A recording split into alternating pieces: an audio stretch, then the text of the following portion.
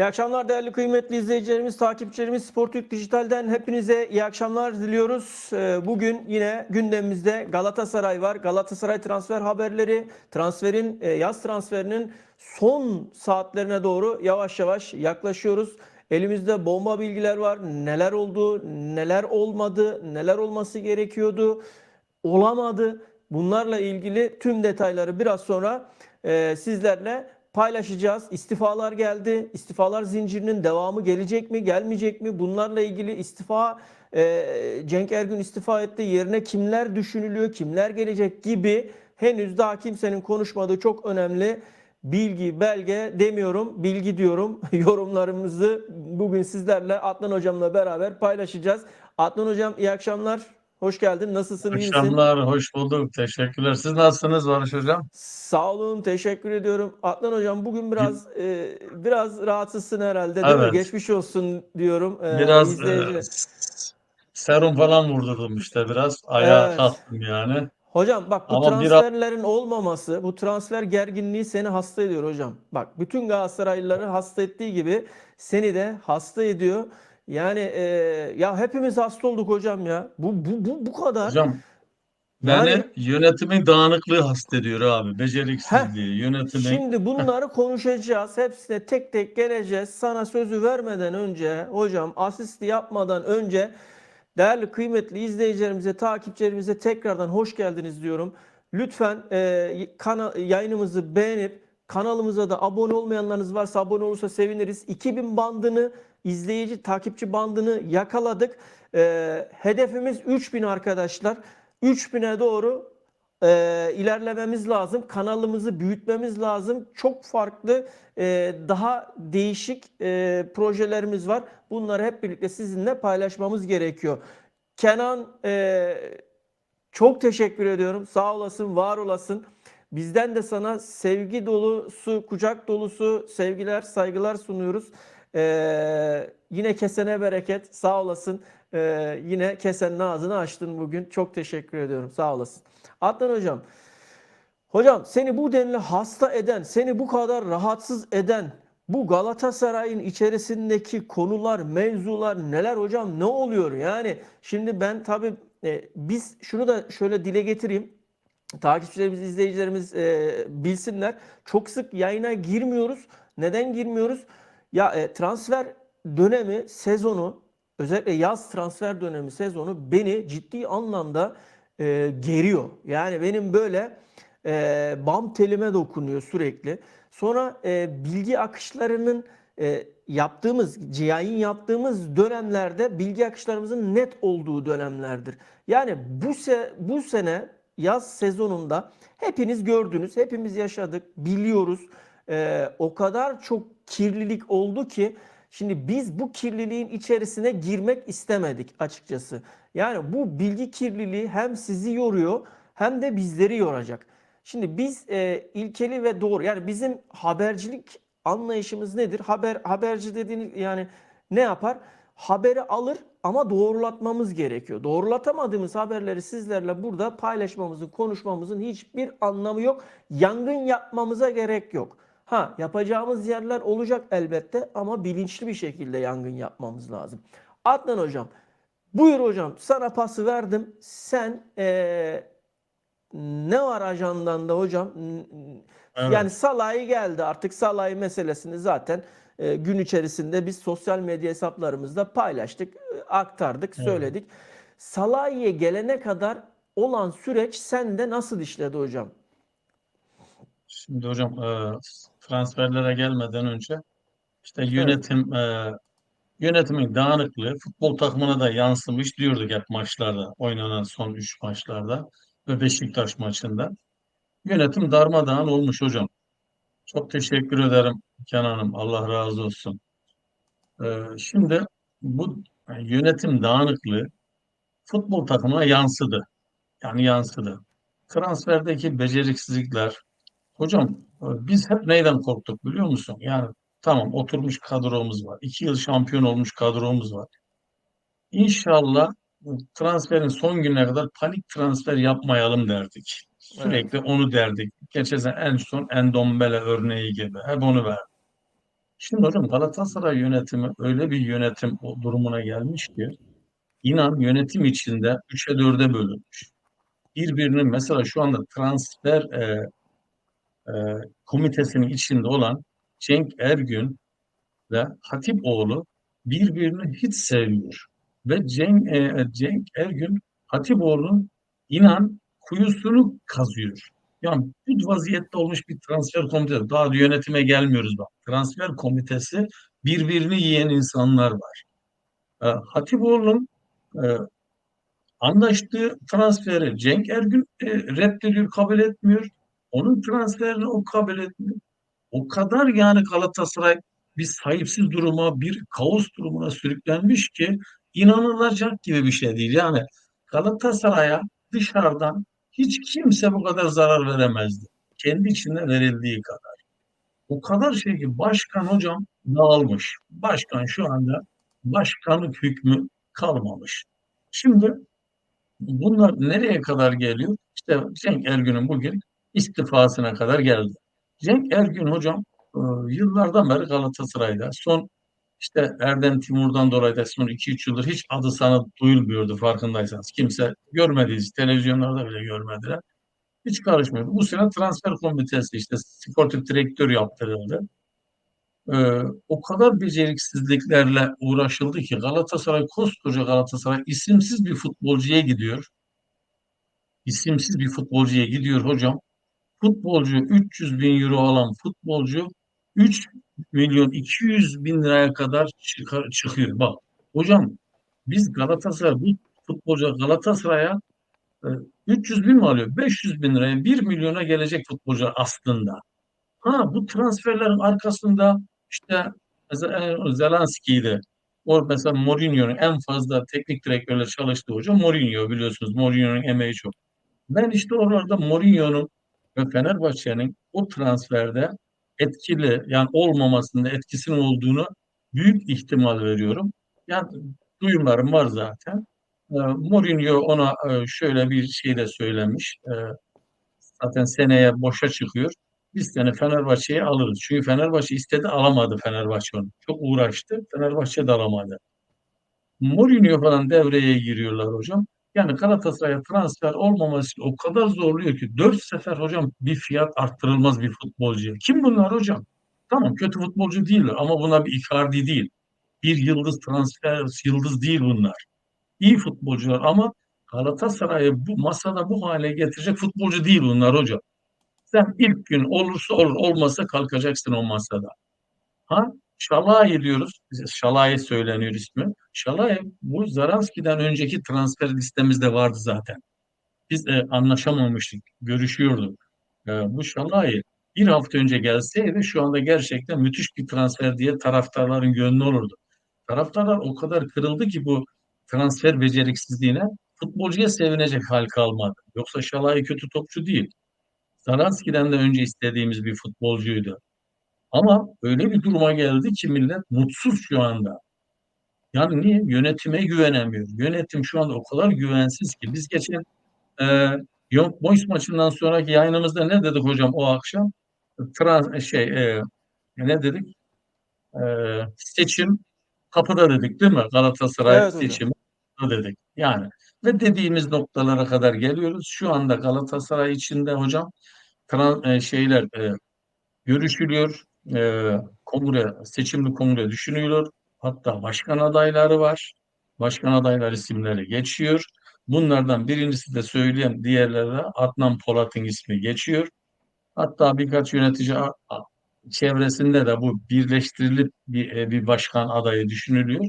Bunlar kaçınılmaz oldu. Çünkü hocam güveni kaybetti Dursun Başkan. Kendi içinde yönetim o kadar laçkalaşmış, birbirine düşmüşler. Yani böyle bir transfer sezonunu kapatıyoruz. Çok başarısız bir transfer dönemi. O kadar panik yani sezon ortasında hocam panik transferler yaptılar. Ne gereği var? Yani Galatasaray'ı ne hale getirdiler? Galatasaray hocam oturduğu her masadan istediği futbolcuyu alacak güçtedir. Evet. Ben istemiyorum diyen futbolcu da hiç yani bedava gelse yine almayacaksın hocam. Mümkün değil. Almayacaksın ya. Ben istemiyorum diyen adama hocam zorla Adam transfer edilir mi ya? Senin kendi elinde iyi bir futbolcu. Ben gitmek istiyorum dediğinde Kerem gibi nasıl bırakıyorsun gidiyor yani? Aynı bu da öyle. Gelmek istemiyorum diyen adam sana katkısı olmaz ki zaten hocam. Hocam bununla ilgili benim de bazı haberlerim var. Onu da şimdi Zalai transferinin gerçeklerini bir de ben anlatayım istiyorsan. Şöyle Hı hı. hocam şimdi uçak Zalai için kalktı, hazırlandı, kalktı. Zalai kadro dışı bırakıldı Roma'da. Kadro dışı bırakılacağı gün yüzüne çıkınca yani menajerler artık devreye girince yani Roma kulübü dedi ki Zalai'ye aman Zalewski'ye sen Zarar diyor. evet kadro dışısın. Seni bu sezon kadroda düşünmüyoruz deyince menajerleri devreye giriyor. Tabii transfer için, transfer görüşmeleri için falan filan derken o arada Gardi'ye de bilgi geliyor. Gardi'ye bilgi gelince ki zaten Galatasaray'ın da şu anda aradığı yani bölge olarak aradığı isimlerden bir tanesi. Daha sonra Roma'yla anlaşılıyor hocam. Oyuncunun kendisiyle de anlaşılıyor. Bak. Daha sonra Evet. apar topar uçağın kontağına açıyorlar hocam. Uçağı çalıştırıyorlar hocam. Roma'ya transfer komitesi gidiyor. Tamam mı? Şimdi Evet. Gelin diyorlar zaten. Gelin diyorlar. evet. Bak şimdi Davet Roma'ya ediyorlar transfer tabii. komitesi gidiyor. Transfer komitesi gidince şimdi Zalewski ile falan böyle bir masada bizim transfer komitesi falan oturuyorlar. E, Artık iş imza aşamasına doğru giderken ismini vermeyeceğim. İsmini vermeyeceğim bir tane transfer komitesinin içerisinden birisi Zalewski'ye diyor ki biz seninle ne de olsa anlaştık.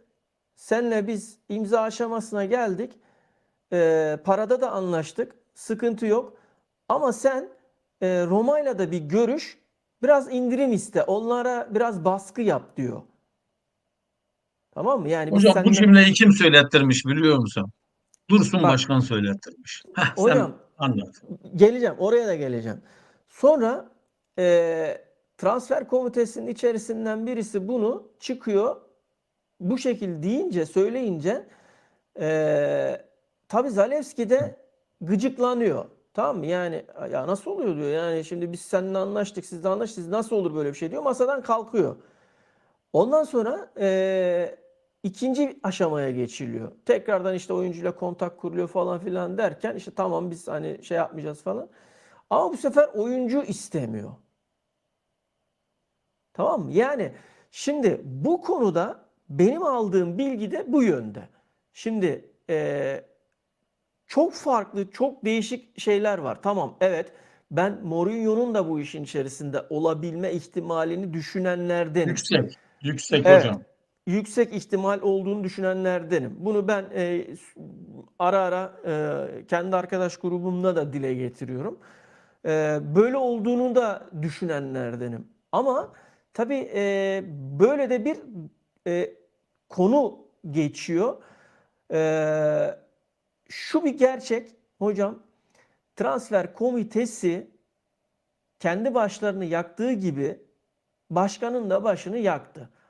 Yani Yaptı. yakmaya da devam edecek. Dursun Başkan bak bu iş önümüzdeki ay kongre var. Kongreye kadar Galatasaray seri galibiyetlerle devam edemezse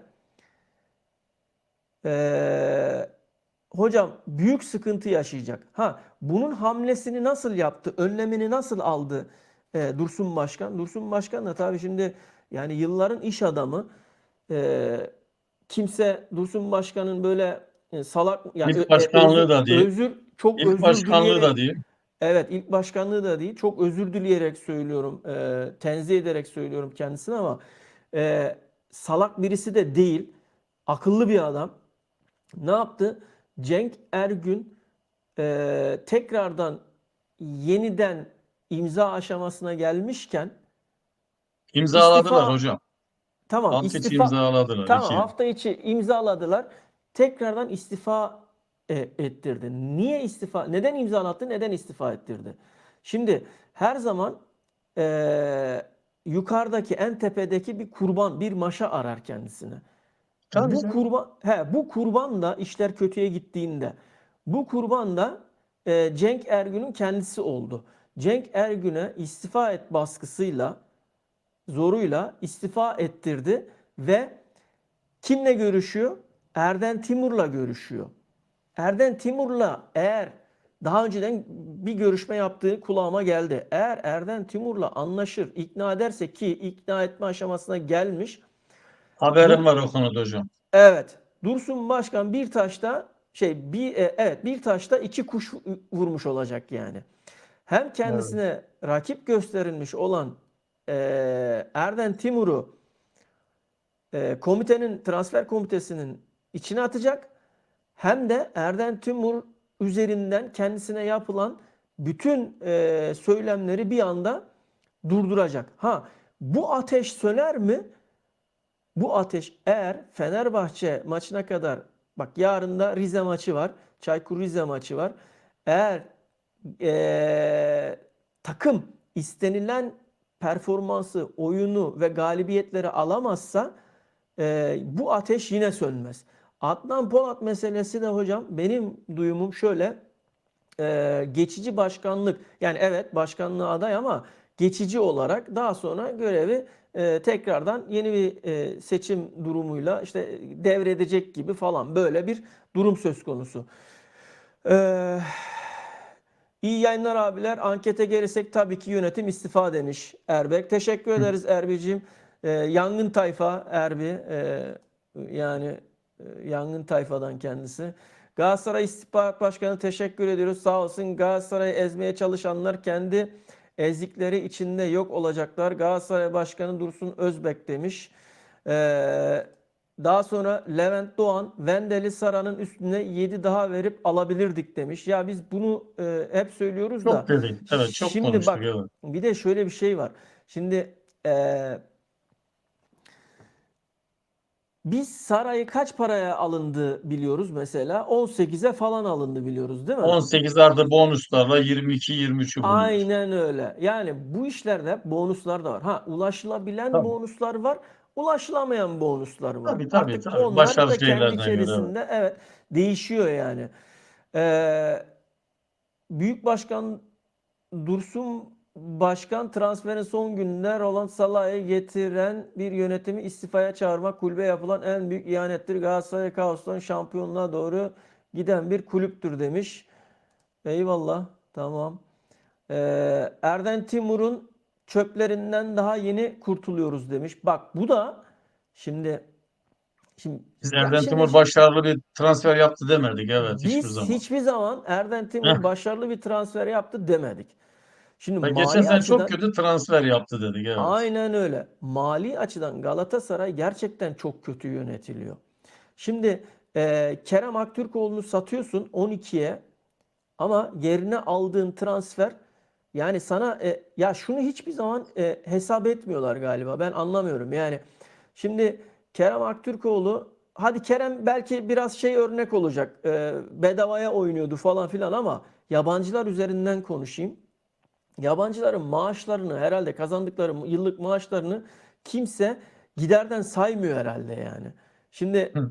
oyuncu kaça geldi? İşte atıyorum 10 milyona geldi. Tamam, 10 milyon artı 3 milyon mesela deniliyor değil mi? 13 milyon. Tamam da kardeşim, bu adam kaç yıllık imza atıldı? 3 yıllık imza atıldı. Bu adam 10'ar milyondan, atıyorum yani misal, yani onlar alanlar var yani nihayetinde maaş. Veya 8 milyondan 7 milyondan, bunlar hep Erden Timur'un transferleri üzerinden konuşuyorum ben yani. Hocam bir de hiçbiri yok şu anda oynayan. Hiçbiri Evet, yok Sanchez 8-10 haricinde. milyondan maaşını da Hiçbiri yok. hesaplasak ortalama Tabii. 20-25 de o yapar.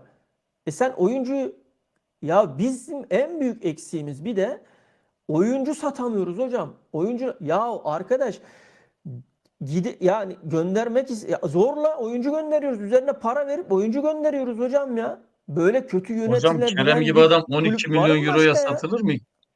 Kerem gibi adam 12 milyon euroya satılır mı ya?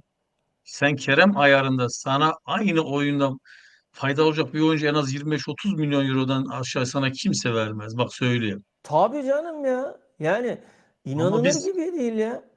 Kerem'i yedik yani. Kerem şöyle, Kerem Hocam antipati. Tamam, Kerem o kendi içinde savaşan bir adam ama idare edemedik yani.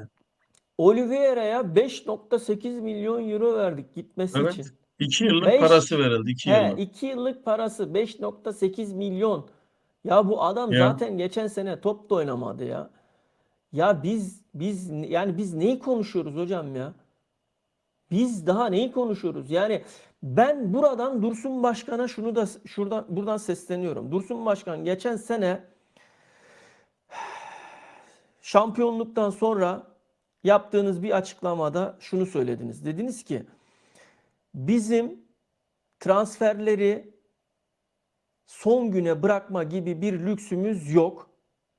Kampa transferleri yetiştireceğiz diye bir açıklamanız var Dursun Başkan.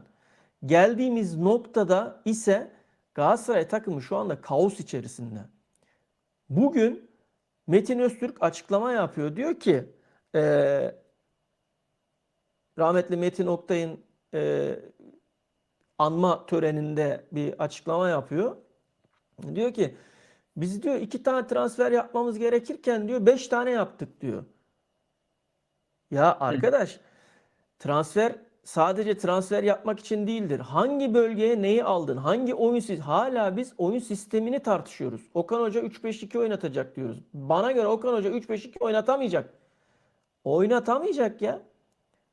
hocam Hangi ben o kadro oyuncularla oynatacak? şekillenmesinde o boş, o geç, o hikaye. Onu oynatamaz. Ha, Nereye oynatacak? aynen öyle. Hangi oyuncuyla Yani oynatacak? şu anda Icardi Ha, gelene kadar evet. 4-3-2-1 şeyinden haricinde oynayamaz kardeşim. Kesinlikle. Yani Oynayamaz. şimdi Ha. Icardi de geldiğinde 4-3-3 oynayacak hocam. Bunun haricinde ha oynayamaz. bu Yapamaz. arada bu arada şunu da söyleyeyim. Yarın Rize maçı 4-4-2. var. Yarın Rize maçı var. Son antrenmanda Okan Hoca Osimhen ve Jakobs'u yedek takımla beraber çalıştırdı. Bu ne demek oluyor? Yarın Osimhen'le Jakobs ikinci yarı falan girecek oyuna. Tabii. İkinci yarı alacak. Ya İlerleyen ilk 11'de dakikalarda. yoklar. Evet, ilerleyen dakikalarda alacak. Yani dolayısıyla şu an 4-2-3-1'in dışına çıkması mümkün değil. Mümkün değil. Ve 3-5-2'yi de bence çok zor. Ha, Icardi'de ben şahsi fikrimi söylüyorum hocam. Önümüzdeki kış transfer sezonunda gidebilir hocam. Bunu da ben buraya yazıyorum, söylüyorum. Not alın. Yani Icardi çünkü gerçekten ailevi meseleleri, sorunlarını bir türlü bu defa aşamıyor. Yani aşamadığı için de Arjantin'e falan gitmesi gerekir bir durumu söz konusu var. Yani Galatasaray'dan kış transfer döneminde ayrılma ihtimali çok yüksek hocam. Bunu da ben buradan tekraren not olarak söyleyeyim. Arkadaşlar mesajlarla destekleyebilirsiniz. Mesajlarla beraber akabiliriz. Evet Adnan hocam. Şimdi hocam biz Dursun Başkan'a kötü insan hiç demedik. Dursun Başkan Yok her canım. şeyini Galatasaray'a veren bir futbolcu. Yani başkan. Başkan. Şimdi yönetiminde sıkıntı var. Dursun Başkan farkındaysanız aylardan bu yana eski Dursun Başkan değil. Bak hiç basın toplantılarına pek çıkmaz oldu, pek konuşmaz oldu. Hocam Yani ben bu bunu da anlamıyorum yönetim ya. İnsan, evet, insan ya bu kadar kriz var, bu kadar ortam gergin. Ya şu kriz krizi yönetilemiyor yönetemiyorlar şu an ya. Galatasaray'da. Aynen Galatasaray'da en büyük öyle. sıkıntı hocam kriz İyi akşamlar yönetilmiyor. Hulusi İltekin. Sağ ol, teşekkürler, Evet, selamlar. taraftarın sinir küpü yani sinir uçlarının oynaması bundan kaynaklanıyor. Ya bu sene deseydi ki başkan sezon bittiğinde şampiyon kardeşim bizim oturmuş kadromuz var. Biz olursa iyi futbolcular son dakikaya kadar fırsat transfer olursa alırız. Bunun haricinde bizden bir şey beklemeyin dese inan kimse bir şey demezdi. O kadar böyle anlatıldı, o kadar yıldız transferler yapıldı ki hocam biz şimdi neden yönetime yükleniyor? Dursun Başkan yükleniyor. Bunu şimdi baştan bu yana alalım. Sen şimdi Wendel dedin alamadın. Rafa Silva gibi elindeki bir futbolcuyu bak Rafa Silva gibi senin eline gelmiş bir futbolcuyu almayıp rakibine kaptırıyorsun. Ve bu da senin ilk maçında 5-0'lık maçında çok iyi futbol oynuyor. Futbolcu taraftar orada bir sefer hocam burada kafaya taktı bu olaya. Sen diyorsun ki hocam bir kadron var. Oturmuş bir kadron. Yıllardan ya sol taraf eksik. Ortada eksik. Ya bunları alsana kardeşim ya. Bittiğinde al bitir ya. Yani bu kadar zor mu bu ya? Ondan sonra diğer dikkat dönen yerlerine eksik eksik fırsat transfer olursa alırsın. Sen en önemli mesela 10 numaraya ihtiyacın var. Bir de sol kanat, sol şey. Bitti sen bunu sezon başında halledeceksin abicim. Kampa götüreceksin ya. Sen Galatasaray'sın ya. Sen 400-500 tane transfer listesinde scoutların elinde listede futbolcular var ya. Rafa Silva gibi adam eline gelmiş. Wendel dediğin gibi 3-5 milyon euroyla alamamışım. Hep taraftar buna doldu hocam. Beceriksizliği bundan görüyor yani. Siz lazım olan yere futbolcu almıyorsunuz, gereksiz yerlere alıyorsunuz. Bunun derdindeler ya. Evet, yani Hocam Kerem ucuza gitti, evet. destekleyeyim seni. Bak şimdi Okan Hoca, yani teknik heyete Yelert soruluyor. Deniliyor ki yani Yelert'le ilgili düşünceniz nedir falan. Okan Hoca ve teknik heyet olumsuz rapor vermesine rağmen Evet, buyur, yönetim evet. yönetim gidiyor, Yelert'i alıyor, geliyor hocam. Saray'ı diyorlar. Diyorlar ki böyle böyle Sara için bir girişimde bulunacağız. Hocam ne diyorsunuz teknik olarak falan diyor. Yani 8 numara ihtiyacı olmasına rağmen Okan Hoca'nın, yani diyor ki tamam diyor. Yani isim olarak evet istediğim mevkide, istediğim alanda verim alabilirim ama para olarak, maddi olarak çok yüksek diyor. Veto ediyor. Ona rağmen yine gidiyorlar Saray'ı alıyorlar. Yani burada hocam gerçekten e, yani şimdi bu transfer meselesi hocam başkana yazar. Bak ben tekraren söylüyorum. Ya Yani tabii canım başkana yazar. altına Transfer imzasını atan, komitesine onayı yazmaz. veren, Evet, aynen öyle, transfer komitesine yazmaz. Bu olayı yazmaz, mümkün ona, değil. çünkü Dursun Başkan ne dedi? Dursun Başkan dedi ki transferi ben yaparım, başkan yapar dedi. Dursun Başkan bunu söyledi. Kendi ağzından söyledi yani. Evet.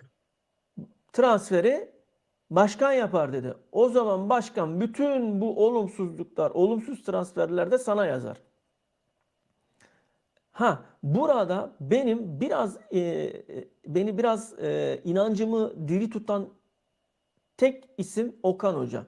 Şimdi Okan Hoca da geçen sezonlarda, geçen şeylerde biraz daha kötü başladı. İşte Başakşehir'de falan böyle takım oturtturmaya çalıştı bilmem ne falan filan derken ligin içerisinde istediği verimi almaya başladı takımlarından. Ama bu defa hocam Fenerbahçe de güçlü, Beşiktaş da güçlü. Anlatabiliyor muyum? Yani Arıyor. şu anda takımın ligler başladı. Takımın artık bu saatten sonra işte bu oyuncu gelir takıma uyar mı uymaz mı falan filan olayından çıkması lazım. Bak niye hep Galatasaray konuşuldu transfer döneminde? Fenerbahçe ve Beşiktaş'tan yöneticiler çıktılar, dediler ki biz transferi kapattık dediler. Ya akıllı adamlar abi. Adamlar Tabii, açıkladı abicim. tabii, Yani adamlar dedi tabii. ki biz transferi kapattık. Biz transfer yapmayacağız dedi. Ha, Hiç fırsat Fenerbahçe'yi transferi beklediler mi 2-3 gündür bak. Fenerbahçe'den hiç haber yok. veriliyor mu? Niye Ya adamlar hocam diğer söylüyorlar işte. takımlarda hiç, Evet. ha ne olur son Ya. dakika bu transfer yapmayacak anlamına gelmez. Yapar mı yine tabii Ha, canım. fırsat bir transfer çıkar. Farklı çok değişik bir olay olur falan. O zaman ayrı bir mesele. Ama adamlar ne yaptı bak. Bütün odağı, bütün şeyi çok kurnazca kendi üzerlerinden basını uzaklaştırdılar yani. Çok Biz güzel bir şey, evet. çok güzel bir hamle yap. Ya biz transferi kapattık dediler, tamam mı? O da Ya işte Acun'a yazar o sistem yani. Acun'un heh şeyi bilgilerinden kaynaklanan heh şeyler. Kurnazlığın, evet. aynen öyle.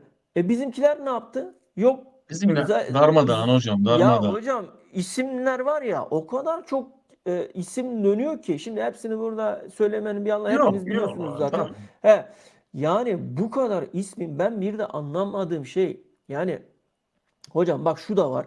Şimdi İtalyan menajerler var piyasada şimdi, tamam mı? İtalyan menajerler bu sosyal medyada, Twitter'da falan filan.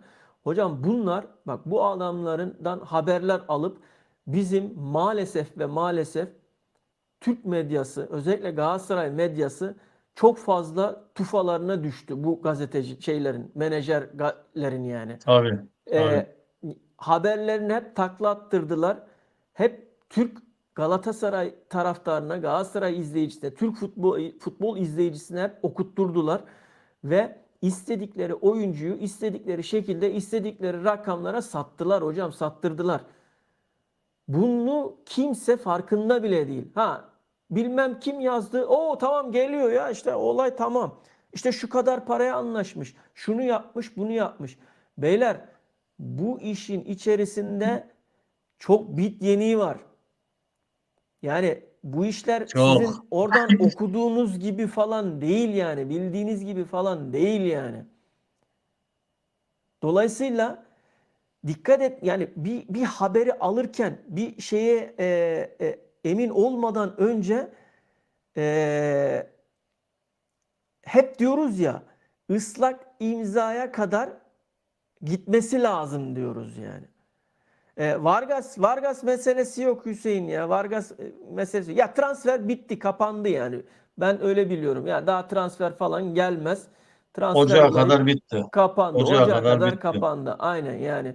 Vargas bunlar hep hikaye oldu yani. Şimdi Yelet'le Sara meselesini de anlattık. Evet hocam, buyur. Sen devam et. Şimdi ben bu Galatasaray transfer politikasının olayını şöyle anlatayım, örnek vererek. Şimdi Evet. bir eve gidiyorsun, bir kız istemeye gidiyorsun bir gence, Evet. oğlana. Evet hocam. Şimdi kız ev diyor ki kızımızı vermeyiz diyor. Yani kız istemiyor. Ya işte evde şurada kız var diyor. Onu verin o zaman diyor. Onu alalım oğlana. Ya o da olmaz diyor. Ya öbür olsun. Öbür aynı böyle bu şeye dönmüş yani. Gidiyoruz abi bizim bir ya uçakla gidiyorsun, özel uçak. Bunların masrafı falan çok büyük masraflar hocam. Yani biz işte Evet. özel uçak gitti geldi. Bunlar büyük paralar aslında. Orada kalınıyor, yeniyor, içiliyor, oteller, onlar bunlar. Bunlar büyük paralar. Sen şimdi gidiyorsun ve o futbolcuyu e, 4 sefer hocam, 4 sefer ve benim gözümde öyle bir yıldız bir transfer değil. 22 yaşında. Belki ilerisi parlak olabilir. Ama şu anda Galatasaray'ın karşısında ağzını açacak bir futbolcu değil abicim o. Ben Evet. şunu isterim, ben bunu isterim. Sen kimsin kardeşim diyeceksin. Kalkacaksın masada. Ben ne verirsem onu kabul ederim. Ben kulübünle anlaşmışım. Sana affedersin ne yemek düşer. Ben işte sana da şu değer biçtim. Bunu kabul Hocam ediyorsun. gelmek Ediyorsun, istemeyen etmiyorsun. Tabii oyuncuyu canım. almayacaksın bile. Gelmek istemiyorsun. Evet. Tamam, bitti kardeşim. Hadi tamam diyeceksin. Metin Başkan'ı da şuna benzetiyorum Metin Öztürk'ü. Bir otobüs yolculuğu yapmışım. Buradan 1000-2000 kilometrelik bir yere gidiyorsun. Uyuyor otobüste. İşte ara sıra bir uyanıyor. Geldik mi neredeyiz? Evet. Gidiyor biraz daha ileride uyanıyor. Geldik mi neredeyiz gibi böyle bir adam. Yani ne Galatasaray'dan haberi var, ne işleyişten bir haberi var. Kim ne Hiçbir şeyden yapıyor haber diyor. yok hocam. Yemin ediyorum farkında mısın yani? Aynı bir adam yani. Yani Evet. adamın varlığı yokluğu millet ne yapıyor ne diyor umurunda değil. İkinci başkan bir adam bu ya. İkinci başkan ya. Dursun Başkan'dan sonra masaya vuracak adam. Ama o kadar pasif ki adam. Adam aynı otobüs yolculuğundan geldik mi uyanıyor. Neredeyiz? Ho- Geldik der gibi. Hocam bir de bu adam Galatasaray başkanlığına adaylığını koydu ya. Abi Yani bu yani ne adam bir de kadar Galatasaray yönetmeye aday bir adam hocam yaptı dünyadan kendini yani. haberi yok ya. Şu anda Evet. krizi yönetecek bak Dursun Başkan'ın krizini yönetecek tek adam o aslında. Bak ikinci Evet. başkan. O çıkacak her gün televizyonlarda bilgi verecek. Basın toplantısı yapacak, bilgi verecek, gelişmeleri anlatacak. Yani topu yumuşatacak göğsünde Galatasaray'a Yumuşatacak. gelen Tabii canım. tabii yumuşatacak adam aslında. Ama adam o kadar kendisini bir adam farkında bile değil yani. Kendisinin Hocam rolü ne yolda bilmiyor bile. Cenk Ergün bugün istifasındaki gerekçelerden bir tanesi de kendi ismimin daha fazla yıpranmaması diye not, yani bir okuduk yani. Tabii, Şimdi tabii. bunların hepsi aynı şekilde hocam. Bunların hepsi aynı şeyi düşünüyor. Yani şimdi başarı da hepsi o işte kucaklıyor falan Tabii, filan. Başarıyı tabii, hepsi tabii, tabii. hepsi kabulleniyor Başarısında ama herkes kaçıyor. Herkes başarısızlıkta da kimse isminin yıpranmasını istemiyor. abi herkes İşte inne kaçar, inne kaçar. aynen öyle. İşte bu işi aslında başkan yapacak. Ha, eğer konuşma şeyin yoksa, yani konuşamıyorsan, evet tamam, ya şimdi konuşamayabilirsin. Herkes hatip değil yani nihayetinde. Başkanlık yapabilirsin ama orada diyeceksin ki birisini tayin edeceksin. Basın sözcüsü artık Diksiyonu neyse güzel, haldir ya. konuşması He, güzel. Tabii ikna edici anladın mı? insanlar bul abicim. Aynen. Yani bu işten özel ders almış da olabilir. Anlatabiliyor muyum yani? Kardeşim diyeceksin Hocam, ki, veya hocam, hocam, bu ha, işi en iyi kim yapar biliyor musun? Bu işi en iyi Gardi mesela. Diyeceksin ki Gardi'ye, çık kardeşim, bak Fenerbahçe mesela transfer şeyin önden önce kendi sportif direktörlerine basın açıklaması falan yaptırdı mesela. Bizimkiler de bu tarz bir olaya girip e, Galatasaray menajeri veya biz bugün hani olaya hakim birisi, anladın mı? Olaylara hakim birisi basın toplantısı düzenleyecek. Olaylarla ilgili size bilgiler aktaracak. Anlatsın tabii abicim canım. yani. Tabii tabii. Yönetim de yıpranmazdı böyle bir şey Tabii olsaydı canım hocam. ya. İyi akşamlar Yoksa Emre. hocam, Teşekkür ediyoruz. Sağ ya olasın, var hocam ben olasın. işte koskoca 25-30 milyon taraftar olan Galatasaray'ı, Evet. Türkiye'nin en eski kulüplerinden Galatasaray'ın bir Tabii çınardır hocam yani. ya. Bir Erden Timur gitti diye karalar bağlamaması lazım hocam. Hayır, öyle şey olur mu Bizde hocam ya? bir Mümkün milyon değil tane, 10 ya. milyon tane Erden Timur vardır yani. Vardır. Evet. Biz ağlıyoruz Evet. Erden Timur, Erden Timur. Bu işte Galatasaray'a yakışmaz. Yani biz ne Erden Timurlar ne başkanlar çıkar bizde kardeşim. Evet. Evet. Allah Evet. Evet. Allah. Evet. Biz bunlara üzülüyoruz yani. Erden Timur gitti, Galatasaray bu hale geldi. Ya kardeşim, Erden Timur gibi başka adam yok mu ya? Gidebilir bir adam. Aile şeyi uymaz, sağlığı uymaz, iş şeyi uymaz, işler uymaz, gider. Ama sen yerine ondan daha iyisini getirebilirsin ya. Gardi son bir haftada Gardi el attı da işe, bizi bir iki transfer yaptı yani, o fırsat Tabii transferini. tabii. Yani yoksa onu da Metin Öztürk istemiyordu biliyorsun. Metin Evet. Öztürk açıkladı. Bizde de o şeyi, o şeyle, o Hatipoğlu'yla ikisi, bizde de o menajerle çalışmak istemiyoruz. O şöyle böyle dedi. Adamı küstürdüler de. Bereket versin, son bir haftada adam biraz durumu düzeltti ya. Ama biz bundan bu hale düşmememiz lazım abiciğim. Biz Dursun Evet. Başkan'a kızdığımız noktalar bunlar. Yani kendini bitirtme, yıpratma diyoruz. Bu tür adamların yüzünden. Metin Öztürk'ten hiçbir cacık olmaz hocam Dursun Başkan'a. Hiçbir faydası olmaz. Sadece koltuk için gelmiş, o kendi koltuğunda ünvan peşinde. Galatasaray'ı kullanarak kendi işlerini yürütmenin derdinde. Başka hiçbir şey yok o. Futboldan anlamaz. Galatasaray'a bir faydası yok. Aynı ne konuştuğunu, nereden, hangi konuyu ne konuştuğunu bilmiyor ya. Böyle bir şey var mı ya? Biz işte böyle yönetim istemiyoruz hocam. Yönetim civa gibi olacak. Futbolu da bilecek, ticareti de bilecek, kavgayı da bilecek hocam. Ali Koç da kavgayı da edecek. Hocam, Edecek. Mehmet Cansun dönemlerini falan hatırlıyor musun? Abi canım, sen ne diyorsun ya? Faruk Süren dönemlerini Evet. falan.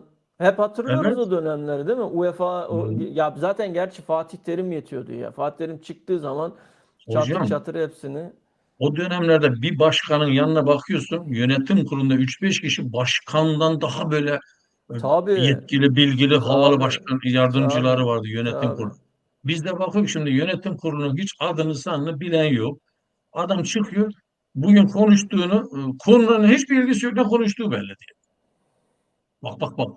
Ya sen, ortalık yanıyor ortalık. Sen şimdi önümüzdeki Fenerbahçe maçını bir kaybet, göreyim bakalım bu yönetim kalacak mı?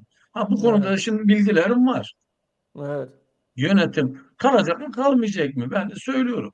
Hocam duramaz. Yani Ya eğer sen ne diyorsun ya? bak hele yarın falan böyle bir hezimet Allah muhafaza, yani bir şey olsun var ya, iş oraya kadar da kalmaz yani, ben sana söyleyeyim yani. İstifa ederler hocam. Karar da Direkt almazlar ya. İstifa aynen ederler. öyle. Direkt Tabii. istifaya kadar gider bu iş yani. O Evet. yüzden Aynen.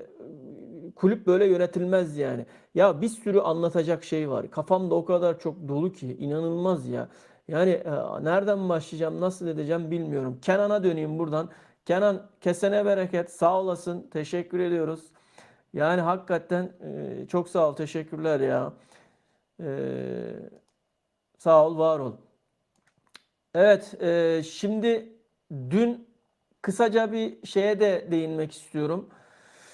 Eee TFF dün valilikten, Trabzon valiliğinden şeyi istedi. transfer yasağının kaldırılmasını istedi. Fakat güvenlik nedeniyle e, reddedildi. Onun da bilgisini vereyim. Trabzon misafir tribünü biletlerini yeniden de satışa çıkardı. Bekleniyordu. Hani belki Beşiktaş seyircisi falan da gelir. Misafir takım Evet. falan seyircisi de gelir. Tribünü açılır gibisinden ama oradaki biletleri de satışa çıkardı. Bunun da bilgisini verelim diyorum. Bu arada Emre Mor Eyüpspor'a imza atacak. Yani Eyüpspor'a gidecek. Sivas istiyordu. Bununla ilgili de. Sivas'a bayağı yakındı o. Sivas'a yakındı bayağı. Evet ama Eyüp'e büyük bir ihtimalle Eyüp'e imza atacak hocam. E, Bombarley transferler demişsin. Vallahi konuşuyoruz Bombarley transferleri ya. Sende varsa bilgi at bize bakayım. Ondan sonra Galatasaray transfer demişsin yine. Aynen. Ya transfer bitti. Bob Marley transfer olayı bitti.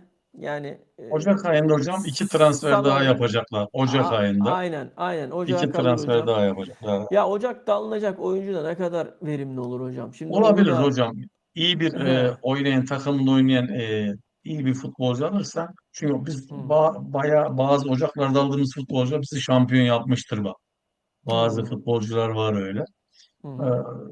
Yeter ki takımında sürekli yer alan, sürekli oynayan futbolculara yönelirse devam eder, oynar. Sıkıntı yok. Ama bir sene, iki sene yatmış adamlar ne zaman alırsan al hocam. Sen de kamp görmediği müddetçe hiçbir şeye yaramaz. Evet. Ben buradan çok şimdi yayınımızda 150 kişiyiz anlık. Şöyle arkadaşlar şunu da söyleyeyim. Şimdi ben kendi fikrimi söylüyorum.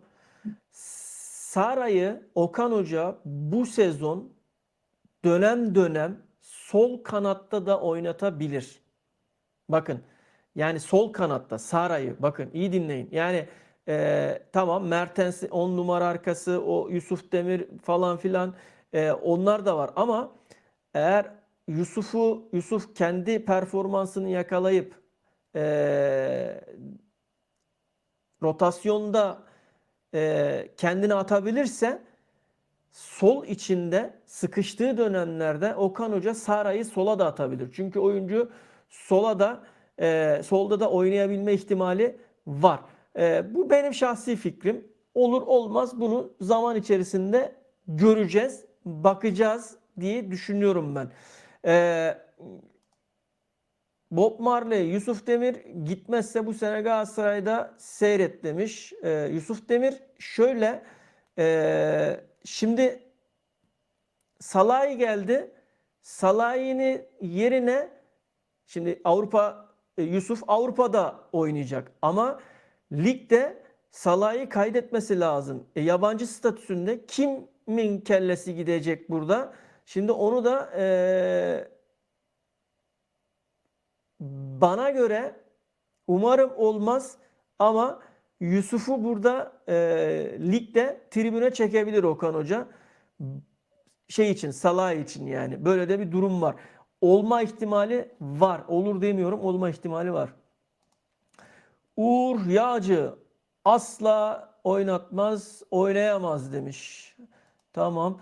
FC25 oynamıyor konucu. Asla oynayamaz. Sara asla. Sara ne? Solda. Sara solda. Sara'nın net yeri 10 numara. Ya tamam biliyoruz onu zaten Uğur.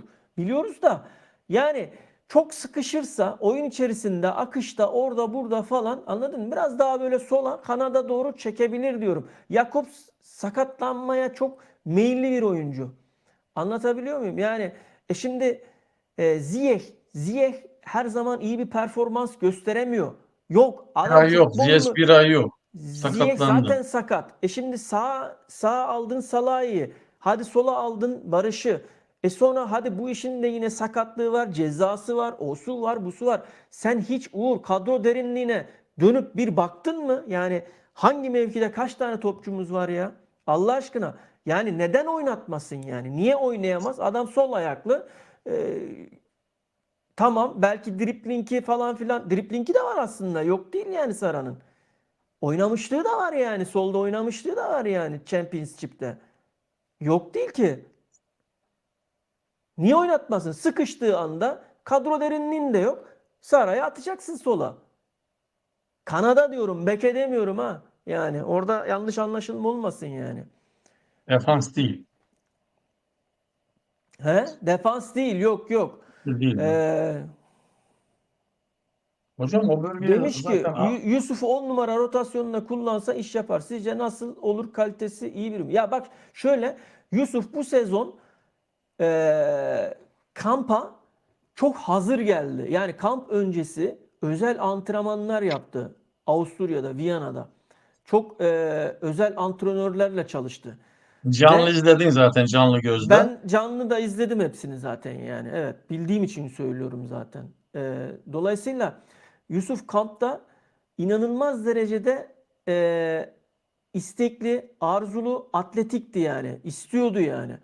Ama şimdi oyuncu şimdi bir ister, iki ister, üç ister, baktın olmuyor.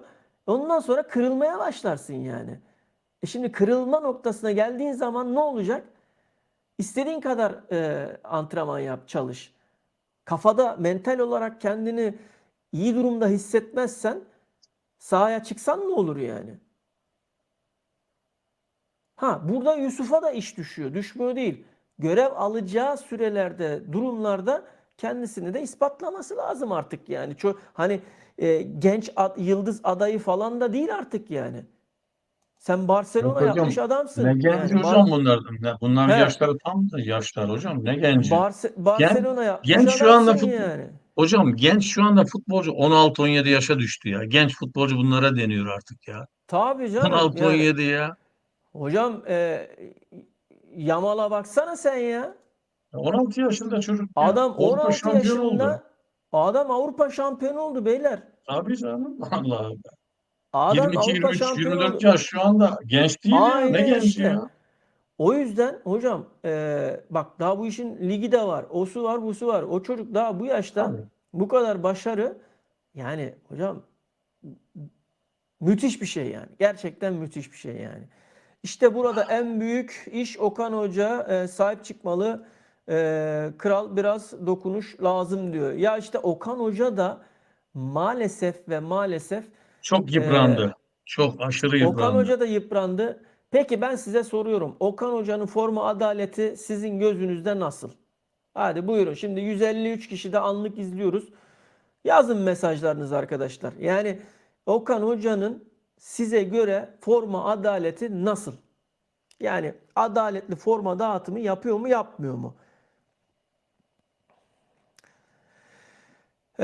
Tam ben diyecektim Uğur, sen girdin meseleye. Tam oraya geliyordum. Ağzımdan aldın. Eyvallah. Kafamdakini okudun. Ya şimdi herkes mesela stoper konuşuyor.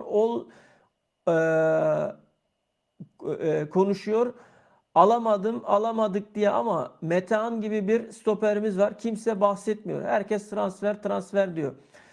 Ee, Şöyle, bana göre Metehan da şans bulması gereken oyunculardan bir tanesi. Ama bu sezon lig o kadar çetin geçecek ki, o kadar sert geçecek ki, o kadar mücadeleci geçecek ki o bölgede herhangi bir oyuncu sakatlanmadığı veya cezalı olmadığı sürece Metehan'ı çok fazla oynatacağını zannetmiyorum. Veya skor kopup gider. 3 olur, 4 olur, atıyorum 5 olur falan. Sonradan oyuna alacaktır. Evet, hazırlık kampında güzel bir hazırlık kampı, başarılı bir hazırlık kampı geçirdi, ama işte ligde Okan Hoca o riskleri henüz alamıyor. Yani almadı, hiçbir zaman almadı yani. Almıyor yani. Okan Hoca'nın da kendi şeyi var. Kendince kendi doğruları da var yani. Ha, hiç oynatmıyor demiyorum. İlla ki oynatıyor. Ama Okan Hoca'nın da kendi bu az önceki söylediğim o kalıplaşmış şeylerden yola çıkarak oynatıyor yani. Okan Hocam Hoca'nın şimdi yanına Alman yardımcıyı getirsinler hemen demiş. Getirsinler hemen. Bob Marley. Öyle işte, hemen olmuyor. Transferler Transferler diyenler biraz milyon dolarlar versinler alsınlar demiş. Ya olmuyor işte. Yani e, ya şimdi bazı yangın tayfa var bizim Galatasaray'da. Tamam anlıyoruz. Yani şimdi takım transfer yapamadığı zaman işte başarısız transfer olduğu zaman falan ortalık yangına döndürüyorlar. Böyle bir bağırış, çağırış bilmem ne falan filan. Ya bu mesele şimdi daha transferin ilk günü hocam yangın tayfa başlıyor. Daha ilk gün ya. Ya arkadaş bir durun Muhalefet bakalım kanadı. ya. He. Ya Muhalefet bir durun kanadı. bakalım. Daha transfer bugün başladı ya. Gelecek oyuncular, gidecek oyuncular. Ben bunu şimdiki pozisyonu gereği söylemiyorum ha. Yanlış anlaşılmasın arkadaşlar. Şu an transfer komitesi yani başkan Dursun Özbek olmak kaydıyla başta başarısızdır yani. Kesinlikle başarısızdır yani. Ha, Erden Timur başarılı mıydı? Bana göre mali açıdan başarılı değildi. Erden Timur da mali açıdan başarılı değildi. Yani oyuncu Erden Timur, getirmesi, göndermesi Erden bilmem Timur ne tamam hocam, ama Erden Timur saha dışını da güzel yönetiyordu. Bak basın toplantısında her gün tabii, çıkıyordu. Ali Koç'a tabii, diyordu, buyur diyordu. Yani bunlara tabii. ihtiyacı var şu anda Galatasaray yönetiminin. Yoksa Evet. Erden Timur'un transferleri çok iyiydi, şu iyiydi, bu iyiydi denmiyor. Erden Timur saha dışını da yönetiyordu. İyi yönettiği için. Millet onun için seviyor ya. Ya işte hocam bu kriz yönetimini oyuncularla olan bağı anladın mı? Yani işte Okan Hoca ile oyuncular arasında işte oyuncuların ailelerine varana kadar Erdem Başkan ilgileniyordu hepsiyle tek tek yani. Bu misyonu da vardı ya adamın yani. Dolayısıyla bunları çok iyi yapıyordu. Ama mali açıdan yapılan transferler başarılı değil hocam. Hocam bak senle ben gidelim cebim yani bize desinler ki yani "Ha, tamam gidin siz Galatasaray Transfer Komitesi'ndesiniz. Hocam 10 milyon euro maaşla adam ben gideyim istediğimiz adamı getiririz biz ya 10 milyon euro maaşla ya. Ya Yani sen ne diyorsun? Galatasaray'da Galatasaray seviyesinde oynayacak anlamında söylüyorum yani. Tabii İstediğimiz canım, derken tabii. Çok yani futbolcu istediğin var oyuncuyu abi. getirirsin ya 10 milyon euro maaş hocam. Bunun bonusu var, osu var, busu var. Ondan sonra reklam şeyi var, imaj hakları var, bilmem nesi var. Hocam müthiş paralar bak. Kimse bunları düşünmüyor. Hocam Zalanski 300 bin euro maaş oynuyor ve bizden gönderdiğimiz kovduğumuz Angelinho'nun yedeği hocam. Bak, Ya bu insanın Martin gücüne Martin gider bu. Wolf yardımcı antrenör çok doğru söylüyorsun. Evet. Evet, İyi hoca, iyi hoca. Şu an yok ama onun da şeyini yaşıyoruz bence ya. evet. Sıkıntısı yaşanıyor yani.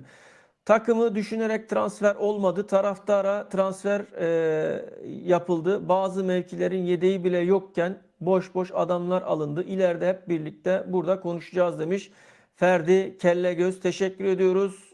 Yayınımıza da katıldığın için sağ olasın katkıların için. Evet yani peki bunu söyledin tamam. Mevkilerine göre transferler yapılmadı. Sana göre hangi mevkilere öncelikli yapılması gerekiyordu? Hatta bütün izleyicilerimize soralım. Hangi mevkilere transfer yapılma öncelik ama yani e, ilk etapta alınması gereken bölgeler hangileriydi? Yelert ve Batshuayi'yi de çıkartın. Şu an sezonun en başına geldik. Tamam mı? En başındayız. Batshuayi yok, Yelert yok, Sara yok. Tamam mı? Yani önceliğiniz neresi olurdu? Bunu da bakalım. Bunun üzerine de bir konuşalım bakalım. Ne çıkacak sizden merak ediyorum. Evet Adnan Hocam. Evet. Şimdi hocam aslında e, yapılan, alınan futbolcular gerçekten kötü futbolcular değil. Ama Galatasaray'ı o kadar yüksek transfer isimleri saydı ki yönetim. Beklentileri çıtayı o kadar yükseğe çıkardılar ki bu futbolcuları şimdi taraftar kabullenemiyor. Yani basit geliyor, sıradan görüyor. Aslında kötü futbolcular değildi bunlar. Ama sen şimdi işte Welden dedin, Rafa Silva dedin, McTominay dedin, şu dedin, bu dedin. Yani o kadar yıldız transfer isimleri dediler ki milletin beklentilerini o kadar yukarı çıkardılar ki eline gelmiş Rafa Silva gibi adamı almadın. Eline gelmiş birkaç futbolcu Wendel gibi adamı almadın. Ve gittin hiç isimlerin duyulmamış. İşte sağ diyoruz, o diyoruz, bu diyoruz. Onları alıyorsun. İşte bunu kabullenmiyor taraftar. Taraftar diyor ki Evet. kardeşim sen bana önce çıtayı yükselttin. Sonra beceriksizliğinden alamadın. Bu futbolculara düştün. Yani A futbolcu yerine C futbolcuyu aldın gibi yani sıralamaya göre. Öyle düşünüyor ve düşünmekte de haklı kardeşim. Taraftar haklı. Yüksek niye tutuyorsun? Sen dün şu anda Galatasaray'ın Barış Hocam 140 milyon euro maaşı oldu şu anda futbolcu maaşları. Bak Hocam büyük para. Çok büyük büyük para. para ya. Yani 140 bu milyon maaşı normal değil oldu. yani. Bu anormal, astronomik bir şey. Şimdi sen tamam yaptın 20 milyon, 18 milyon euro. Kardeşim sen yıldız dediğin, isim saydığın futbolculara bu parayı verip alabilirdik. Ya neden almadın? Sen şimdi az önce soru sordun seyircilerimize. Ne dedik? Şimdi hepsini Dedik biz getireceğim bak. Sen devam et biz hocam dedik ha. biz dedik ki sezon bittiğinde sağ bek, sağ taraf 10 numara, sol taraf dedik. Biz zaten belliydi yani. Sen bunların hiçbirini üst klasmanda futbolcu getirmedin ki. Bu üç futbolcuyu alsan transfere gerek yoktu başka zaten taraftar bir şey demezdi ki. Ya şu yapılan transfer paralarla bu üç topçuyu sezon başında da alırdın yani. Onu demek Hocam istiyorum. Osimhen de hiç yani listede orada burada yok hocam. Adamın çünkü yani transfer Hocam Gardner'in piyasasında hediyesi o. dördün Gardner'in hediyesi. Gardner'in Yönetimin hediyesi becerikliği yani. falan değil. He. Gardner'in Aynen hediyesi o. öyle. Böyle Aynen bir öyle. fırsat olmuş. Böyle bir fırsat olmuş. O yani yönetim becerdi de gitti diyor. Ona Yönetim kimse de hayır diyemez ya. Şimdi o da var. ya Yani şimdi ne gerek vardı bilmem ne falan filan hiç yani kim hocam olsa evet derdi yani. hocam Drogba'yı sormuşlar hocaya işte alalım mı diye o zaman. Yani lazım mı diye. Ya Drogba'yı oynayacak yer bulurum ben demiş. Ya olsun. Anladın Tabii mı? canım. Olsun oynatacak yer Ha, buluruz yani. bu Sıkıntı yok. Osimhen gibi futbolcu geliyor mu? Ya gelsin önemli değil. Çünkü hocam geldiği gün 300 bin forma satıldı bak. 300 bin forma geldiği gün. Aynen. Galatasaray yönetiminin hedefi 1 milyon formaydı değil mi? 1 milyon forma. Evet. Geldiği gün 300 bin forma satıldı. İşte bu türlü futbolcu bunun içi de lazım. Bilet sattırır, forma sattırır. Yani Tabii şarkı tabii. yazdırtacak futbolcu buna. Şarkı yazdırtacak Hocam futbolcular. Tabii, dünyada ses getirdi ya. Yani şimdi tabii. yani gerçekten büyük ses getirdi yani. Şimdi borç olarak Galatasaray'ın da borcu çok ama en fazla Fenerbahçe'nin borcu var. Yani Tabii. Fenerbahçe Fenerbahçe'nin daha borcu şu. borçlu takım. Ama Fenerbahçe'nin de sponsorları sağlam arkadaşlar. Yani şimdi istediği zaman istediği şekilde sponsor buluyor yani bir şekilde ne yapıyor işte başkandan Kılıfını dolayı uyduruyor. Kılıfını kılıfını uyduruyorlar. uyduruyor. Bir şekilde yani buluyorlar parayı, canlıyı buluyorlar yani. Şunu da unutmadan söyleyeyim Barış Hocam. Şalay bugün gelen futbolcu, Macar futbolcu. Gerçekten diri, fiziği çok iyi bir çocuk. Bak iyi futbolcu. Yani şöyle benzetme yapalım mesela seyirciler anlasın diye. Hatta onu da söylediler. Macaristan'ın Raşitsa'sı. Bak Öyleymiş, Macaristan'ın evet. Raşitsa'sı. Yani biz zaten hocam son yıllarda en büyük yaptığımız yanlış Fernandez'le Raşitsa'yı elimizde tutamamak. Geri almamak bu futbolcuları. Hocam En peki büyük handikapımız bu oldu. sana soruyorum hocam. O bölgeye transfer ihtiyacı var mıydı yani? Şimdi bir Barış var orada. Ondan sonra hadi Ziyech iyileşecek falan diyelim. Örnek Yok veriyorum hocam yani. ben Ziyech'i yok kabul ediyorum. Ben Ziyech'i Galatasaray futbolcusu olarak Ziyech görmüyorum. anladım. Barış da Galatasaray'a para kazandıracak. Bu sene zaten Barış'ı da gönderemezdi. Kerem gittikten sonra. Hocam Kerem'i de göndermesinin en büyük sebebi Arias'la anlaşıldı. %100 aldık diye gönderdiler bak Kerem'i. Orada Evet. bir Evet. şeyde kaldı Galatasaray. Şimdi Barış Alper'e de Okan Hoca konuştu. Bir yıl daha oyna seneye söz transferine onay vereceğim dedi. Onunla Evet. yani Barış'ı da gönderseydi hocam yönetim en ufak maçlarda kötü olduğu maçlarda yönetim niye kalamaz zaten. Barış'ı gönderme Hocam cesareti bulamadı. Barış'a Heh, 25 milyon geldi. Şimdi bunu da buradan vermez, söyleyelim. vermez evet. Hem zaten bir yıl daha istediği için Okan Hoca planlamasında bir yıl daha olduğu için Hem o yüzden vermedi hem de rakam küçüktü. Yani yönetim vermezdi Hocam zaten yani. Kerem'i sen 12 milyona satıyorsun. Adam 60 milyon euro koydu satılma bedeli. 60 Sen milyon ne euro diyorsun satış ya? bedeli koydu hocam. Sen ne Aynen öyle. diyorsun? Sana bir şey, onu en az 40'a satar bak söyleyeyim Benfica. Ki Benfica'nın işi bu ticaret zaten. 40-45'e satar en aşağı yani. Barış Alper. Barış Alper'i satamazdı o anlamda. Yani biz bu futbolcuları zamanında tutamadık. Ha bugünkü gelen Şalai çok iyi ortaları var bak hocam. Ortası müthiş ortalar. Tam Icardi gibi. Icardi'ye Batshuayi'ye gelecek Goller ortalar. moller Kafa de top. atıyor hocam ha. Golleri Tabii falan da var yani. hocam milli takımının her kademesinde oynamış futbolcu 15 yaşından bu yana. Bak milli takımın her kademesinde oynamış ve her maçını oynamış. Milli futbolcu Almanya'da oynuyor, Würzburg'da oynuyor işte biliyorsun. İyi Evet. futbolcu. Yani ama o kadar bir kötü zor aşamaya da geldi ki çocuk taraftar bile doğru düzgün havalanda kimse yoktu. Yani ama havalarına gelmeyen futbolcular, taraftar gelmeyen futbolcular hep iyi çıkmıştır hocam. Bunu İyi da söyleyelim çıkmıştır. sana. Aynen öyle. Doğru doğru söylüyorsun. Doğru söylüyorsun hocam. Taraftarı gelmeyen futbolcu hep iyi çıkmıştır. Bu Aynen. futbolcunun da ben iyi çıkacağına inanıyorum bak. Bu senenin Peki en hocam. faydalı transfer olacağına inanıyorum. Peki Ben de o hocam. şu. Heh, Erdal hoş geldin yayınımıza teşekkür ederiz. Dostlar hayırlı programlar. Yönetim başarısız kabul ama kusura bakmayın Erden Timur yaptığı transferlerde bir iki hariç facia değil mi demiş. İşte onu anlattık az önce. anlatıyoruz ya. Seninle aynı fikirdeyiz. Facia yani şey olarak facia. Maddi anlamda yani mali anlamda gerçekten facia. İsimler falan filan okey tamam bunlar da hem fikiriz zaten. Yaptığı katkılar da tamam ama bak şeyini zorluklarını işte bu sezon, bundan sonraki sezon falan hep yaşayacağız yani, göreceğiz yani. Ya biz bir türlü ya Bankalar Birliği diye bir kavramın da içerisindeyiz. Yani bir transfer yaptığın zaman oradan Florya gelecek projesi o ya. tabii oradan gelecek olan paranın yarısını Bankalar Birliği'ne de veriyorsun. Yani herkes zannediyor ki o tamam işte Galatasaray işte 12-13 Faiz milyon ödüyoruz adam hocam. gön Çok faiz ödüyor ya Galatasaray. Galatasaray var ya bırak Galatasaray bütün kulüpler. Hadi ben yine Fenerbahçe'yi yine tekrar söylüyorum. Maddi anlamda güçlü bir kulüp. Yani sponsorluktur, odur budur falan filan. Yani Ali Koç orada devrede olduğu sürece para anlamında sıkıntı yaşamazlar diye düşünüyorum. Ha ne olur? Sportif başarıyı yakalayabilirler mi? Onu da beraber göreceğiz. O da sıkıntılı. Bakalım. Ha bana göre şampiyonluğu da İstanbul derbileri belirleyecek. Onun dışında Fenerbahçe, Beşiktaş, Galatasaray diğer Anadolu takımlarını ezer geçer yani. Fark çok açıldı. Ezer geçer derken bu arada hocam Göztepe'yi de tebrik ediyoruz hocam. Göztepe David Datro Fofana'yı aldı hocam. Müthiş bir Evet. oyuncu.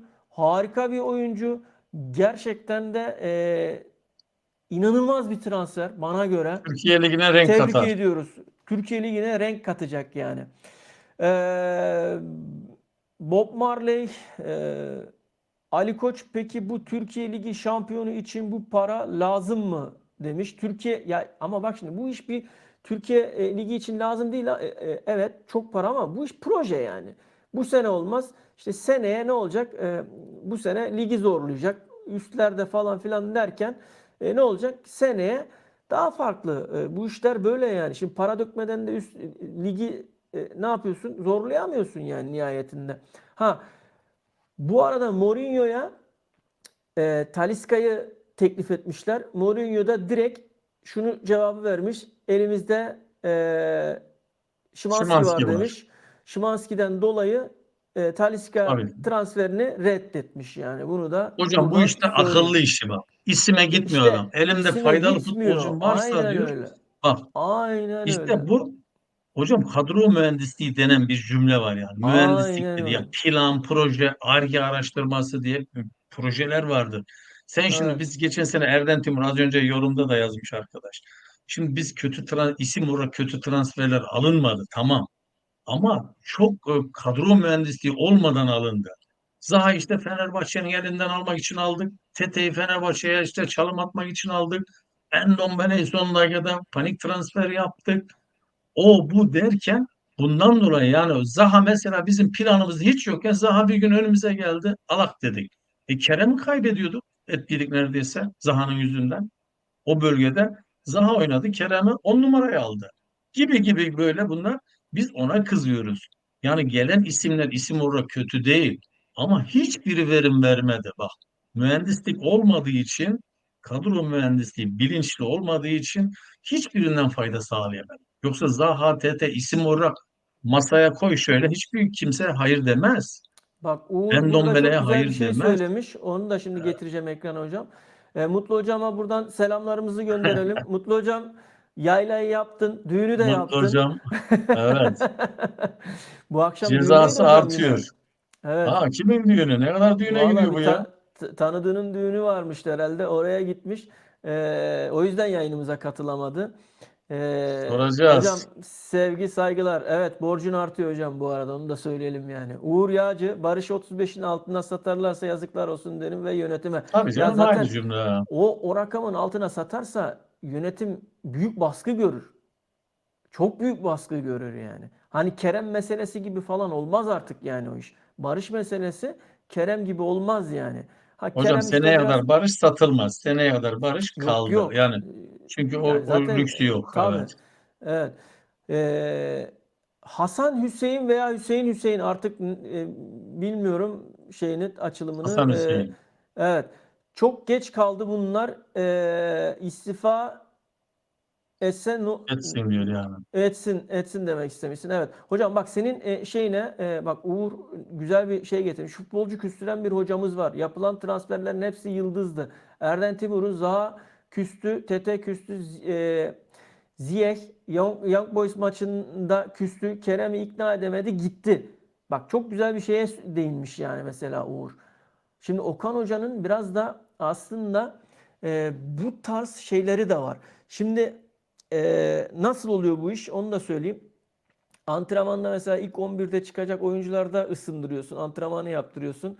Oyuncu diyor ki tamam diyorsun ya biz hani e, yarın ben ilk 11 çıkacağım diyorsun. Maç saati geliyor. Bir bakmışsın yedeklerdesin. Kadro açıklanıyor yedeklerdesin. Küsüyorsun Bazen ister istemez. kadroda da yok o topçu. Bazen Şimdi evet. Zaha meselesinde şunu da dile getireyim ben arkadaşlar. Hani belki biliyorsunuzdur ama hafızanızı tazeleyeyim. Zaha ile Icardi'nin arası da bozuktu. Dolayısıyla Okan Hoca burada bir tercih yapması gerekiyordu. Buradaki tercihi de Galatasaray'ı şampiyon yapan, üst üste 2 sene şampiyon yapan, gol kralı olan, taraftarın sevgilisi, çocukların sevgilisi, daha fazla katkı, daha fazla istek ve arzuyla oynayan bir Icardi oldu. Dolayısıyla benim şeyim nasıl söyleyeyim istihbaratım öyle diyeyim daha doğrusu. Benim istihbaratım Zaha'nın Icardi kurbanı olduğu yani Okan Hoca tarafından Icardi kurbanı olduğu yönünde de istihbaratım var, bilgim var. Hani bunu da belki bilenleriniz vardır, bilmeyenleriniz de varsa hani bunu da öğrenmiş olun. Böyle bir durum var. Haberiniz olsun. Yani Zaha meselesi öyle. Oynatmadı, etmedi falan filan derken tabii Icardi ile de yıldızı bir türlü barışmadı. Yani olmadı. Yürütemedi ikisi bir takımdaşlığı, arkadaşlığı. Yönetim bu baskıyı ne kadar önemseyecek ki demiş Kenan. Mecbur önemsemek zorunda. Önemsemezse Galatasaray tarafta ya ibra olmaz. Mesela Galatasaray bir Fenerbahçe gibi falan değil ki. Bak Fenerbahçe yıllardır şampiyon olamıyor. Yıllardır da şampiyon olamayan takımın başında bir başkan var. Hala başkanlık yapıyor ama Galatasaray'da bir sezon bırak bir sezonu 4 maç, 5 maç, 6 maç böyle bir seri, kötü bir seri gelsin. Hemen başkan istifa ettirilir yani. Galatasaray Galatasaray'daki kulübünün özelliği bu hocam. Kulübün özelliği budur özelliği budur. yani. Evet. Tabii. Galatasaray Tabii. kulübünün özelliği bu yani. Tabii. Tahammül Tabii. hiç yok yani. Takımın içerisinde tahammül, taraftarda tahammül hiç yok. Hep başarıya odaklı. Başarı, başarı, başarı, başarı. O yüzden hani diğer takımlar gibi değil. Uğur Yazıcı aynen öyle katılıyorum. Kerem'i kaybettik. Hoca farkı demiş Uğur. Evet arkadaşlar, yayınımız 1 saat 10 dakika kadar falan oldu. 153 kişi de anlık izliyoruz. Arkadaşlar abonelikleri unutmayalım. Yani 2000 bandını yakaladık. 3000'e doğru gidelim. Daha sonra daha fazla izleyicilerle beraber burada birlikte yayınlarımızı yapalım. Bak lig de başlıyor. Çok daha farklı yayınlarımız olacak. Adnan Hocam yarın bir sürpriz yapacak mıyız? Yapacağız inşallah, bakalım. Tamam. Yarın buradan da çok fazla spoiler vermeden sizlere sürprizimiz olabilir inşallah. Niyetimiz o. E, inşallah Bugünkü saati zaman sürprizimi de anlatayım. Bomba haberimizi. anlat hocam. Tamam. Şimdi 3 gündür, 4 gündür pazar gününden bu yana yönetim ve başkan adına birkaç kişi sürekli Erden Timur'la görüşme halinde yaptılar. Yemekte buluştular, toplantılar yaptılar. E, Erden Timur ikna edildi. Yani Evet. Erden Timur geri dönüyor. Hatta şöyle de diyeyim, Fenerbahçe maçında Kadıköy'de futbolcuların başında Erden Timur olursa şaşırmayın. Yani bunu da söyleyeyim, bu bombayı. Kadıköy'de Fenerbahçe Maçına Galatasaray'ın maçına başında Erden Timur da giderse, orada olursa şaşırmayın diyorum yani. O bilgiyi tamam veriyorum. hocam. Bomba bir haber bu. Yani Tamam hocam. anlaşıldı. Erden Timur'la anlaşıldı. Ama Erden Timur'un da kendi şartları oldu. Onlara da okey dedi. İşte bu güven oyu oylaması, işte yönetim, yeni yönetimle daha güçlü bir yönetim. Başkan yine devam edebilir. İşte yine Erden Timur'un dediği isimler de Peki hocam olacak gibi. projelerle ilgili bir anlaşma yaptılar mı? Hocam projede aynı devam edecek aynı yerde. Yine Adnan Polat Yani orada Adnan olacak. Polat He, tabii. organizasyonunda o isim Yok. çünkü hocam çok önemli. Kilit bak. O bak He, bütün şeyleri halletti. Görüyorsun değil mi? Bütün problemleri Adnan tabii. Polat ismi bütün problemleri halletti. Bütün muhalif Zaten kesimi susturdu yani. Erden Timur'un zaten hocam Adnan Polat'a ayrı bir saygısı, sevgisi var. Tabii O tabii ayrı bir şey. tabii tabii tabii tabii. Tabii Adnan Polat'a hayır demez ama yönetimde çok yönetici değişecek. Bu şartları var. Onların hepsi kabul edildi. Yani bugün yarın işte en kısa zamanda açıklanacak. Fenerbahçe maçında da otobüste Okan Hoca'nın yanında olursa şaşırmayın diyeyim böyle izleyicilerimize. Peki. Tamam hocam. Evet. Çünkü Hocam bu niye ağız biliyor musun? Kadıköy maçına giderse Erden Timur, inan o maça Galatasaray 1-0 önde gitmiş gibi olacak. Bak söyleyeyim. Şey kesinlikle orada, hocam psikolojik orada. Bak psikolojik çok olarak önemli bir şey. tabii Evet. tabii tabii çok Yani önemli çok önemli. şu Özgüveni yüksek oyuncular falan tabii ya. alamadığımız 3-4-5 transferler var sonra. Rafa Silva'yı falan demiyorum, Mender'i falan. Diğer aradaki futbolcuların hepsini yerine geçecek bir transfer bak. Erden Timur. O kadar katkı Tabii. sağlayacak. Ya şöyle Evet. hocam, şimdi biz doğruya doğru yanlışa yanlış. Şimdi Tabii Erden canım, Timur'un tabii. yaptığı hataları da söylüyoruz. Hiç Olumlu söyleriz yönlerini de abicim. söylüyoruz. Biz Abi. biz kimseye hep böyle iyi yapmış, iyi gitmiş falan filan bu tarz meselelere girmiyoruz. Ya kimseyi pompalamıyoruz yani. Ha kötü bir yönetim sergilediyse kötü yönetim sergilemiştir Şimdi Barış Hocam deriz zaten yani. taraftar yalnız hissediyor kendini. Yani yönetimde kimse dediğin gibi, bak işte bu yok, topu taraftar o kadar bizi işte sahiplenecek. Bizi dışarıda, sahanın dışında destekleyecek. İşte Ali Koç'a karşı, ona karşı, buna karşı. Bak federasyon başkanını biz destekledik. Federasyon başkanı bize muhalefet gibi gösteriyor karşı medyalar. Bak. Hocam Yani biz kaybetmişiz gibi aynen öyle. seçimi. Aynen öyle. Bak Aynen öyle. bunlar, bu algılar müthiş algılar. İşte bunları yenecek adam lazım hocam bizde. Ben transferi herkes yapar. Dediğim gibi biz giderim yaparız abiciğim. Evet. Herkes yapar. Yeter ki o parayı koyun masaya. Gider kralını alırsın. Ama bu saha dışında Hocam hocam Galatasaray apolitiğiyle yapamayacağımız transfer var mı ya? senle Galatasaray ya apoletini aldığımız zaman sen, elimize biz her türlü sen transferi yaparız ya. Sıkıntı yok sen yani. ne diyorsun hiç? Ee, Hocam zaten sahan dışında önemli olan hocam bak. Futbol sahanın tabii. içinde oynanmıyor. Ben her zaman söylüyorum. Sahan dışı %10, sahanın içi ise 90'ı dışarıda hocam. Dışarısı. Dışarısı güçlü olan, lobisi güçlü olan, masası güçlü olan takım işi götürür. Bu taraftar bunun üzüntüsünde. Biz masada güçlü değiliz diyor. Biz federasyon seçimi oluyor. Seçimi biz kaybettik havası yaratılıyor diyor bak. Sahipsiz Ben kaldık diye. Ha, Ben buradan bir şey daha söyleyeceğim. Bu Fatih Terim şeylerine, haberlerine. Arkadaşlar, Fatih Terim meselesi Galatasaray'da teknik direktörlük olarak bitmiştir. Yani nasıl bitmiştir? Yani taş yerinde ağırdır, tamam mı? Yani Fatih Terim'in artık bu saatten sonra, şimdi bakın, dünya futbolu da değişiyor. Avrupa futbolu değişiyor. Bakın Avrupa'daki, bak, Nuri Şahin Dortmund'un başında şu anda 4-2 yendi. Bütün hocaların hepsi genç hocalar. Artık takımlar genç, dinamik, önü açık, uzun vadeli hocalar, insanlar, teknik insanlar, teknik kadrolar arıyor. Yani Fatih Terim, evet, tamam, ama efsane olarak kalmalı artık. Bitti yani. Fatih Terim artık bana göre de artık gelemez de yani. Bitti yani. Fatih Gelmemeli, Fatih daha doğrusu. Gelemez Fatih demeyeyim de Terim gelmemeli yani artık. Bu hocam arada Fatih hocam, Terim çok özür diliyorum. Çok pardon. Bunu da ekleyivereyim. Aklımda, çünkü unutabiliyorum bazen. Fenerbahçe maçına Icardi ilk 11'de çıkabilir arkadaşlar. Bunu da söyleyeyim yani. Bu Icardi sakatlandığı günün akşamı bir tweet atmıştım ben. Orada da zaten belirtmiştim. Yine söyleyeyim. Fenerbahçe çünkü çok istiyor. Sağlık ekip riske atmak ister istemez. Ama oyuncu çok istiyor. Bir oyuncu çok istiyorsa da bu %80, %70, %80 olumlu demektir. Yani arzusu, isteği çünkü o yönde yani. tabii tabii Buyur hocam. tabii ya.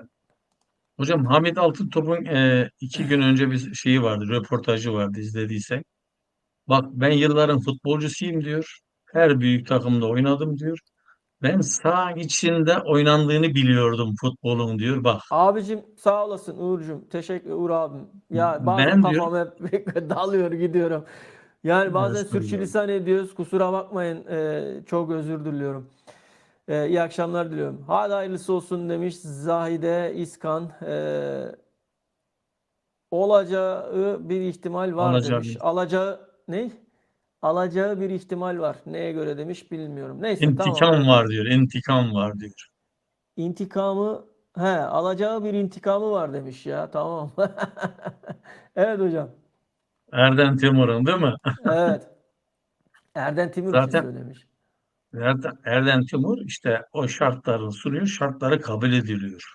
Yani o Evet. şartlar ben bunlar olursa diyor ben Galatasaray'a canım feda. Onlar Ha, onlar onlar Icardi'nin diyorsun olacak. hocam. He. Icardi'nin bir intikamı var demiş. Icardi'nin Onun ayrı için mi zaten. He, demiş? biz he. İşte bak, o yüzden istiyor. Yani Fenerbahçe maçında ilk 11'de oynamayı istiyor. Ki bana göre yetişir gibi de geliyor yani. Arkasından eklemiş. He. Erden Timur'un da var demiş. Ya şu kadro tekrardan bir daha böyle bir güzel günlere, bir birlikteliğe tekrardan bir daha şey yapsa iyi olur, ama bu başkanla gider mi? Nereye kadar gider? Emin değilim hocam ya. Yani Dursun Başkan, çünkü hocam bak, bir şeyin sihri gittiği zaman, gazı gittiği zaman o Tabii eski şeye tabii. gelmiyor ya. Bu mesela sevgilerde, aşklarda da böyledir yani. Anladın mı? O arada o şey koptuğu zaman, bağ koptuğu zaman eskisi gibi olmuyor yani. Dolayısıyla e, ya başarısız da değil aslında Dursun Başkan, baktığında genel anlamda yani. Hocam Ama Dursun Başkan çok iyi bir adam. Bak gerçekten evet, Dursun Başkan çok düzgün, dürüst bir adam. evet, Galatasaray'a her şeyini veren bir adam, maddi manevi. evet, Ama ekibi çok kötü seçti. evet, Sıkıntı burada. evet, Ekibi iyi değil.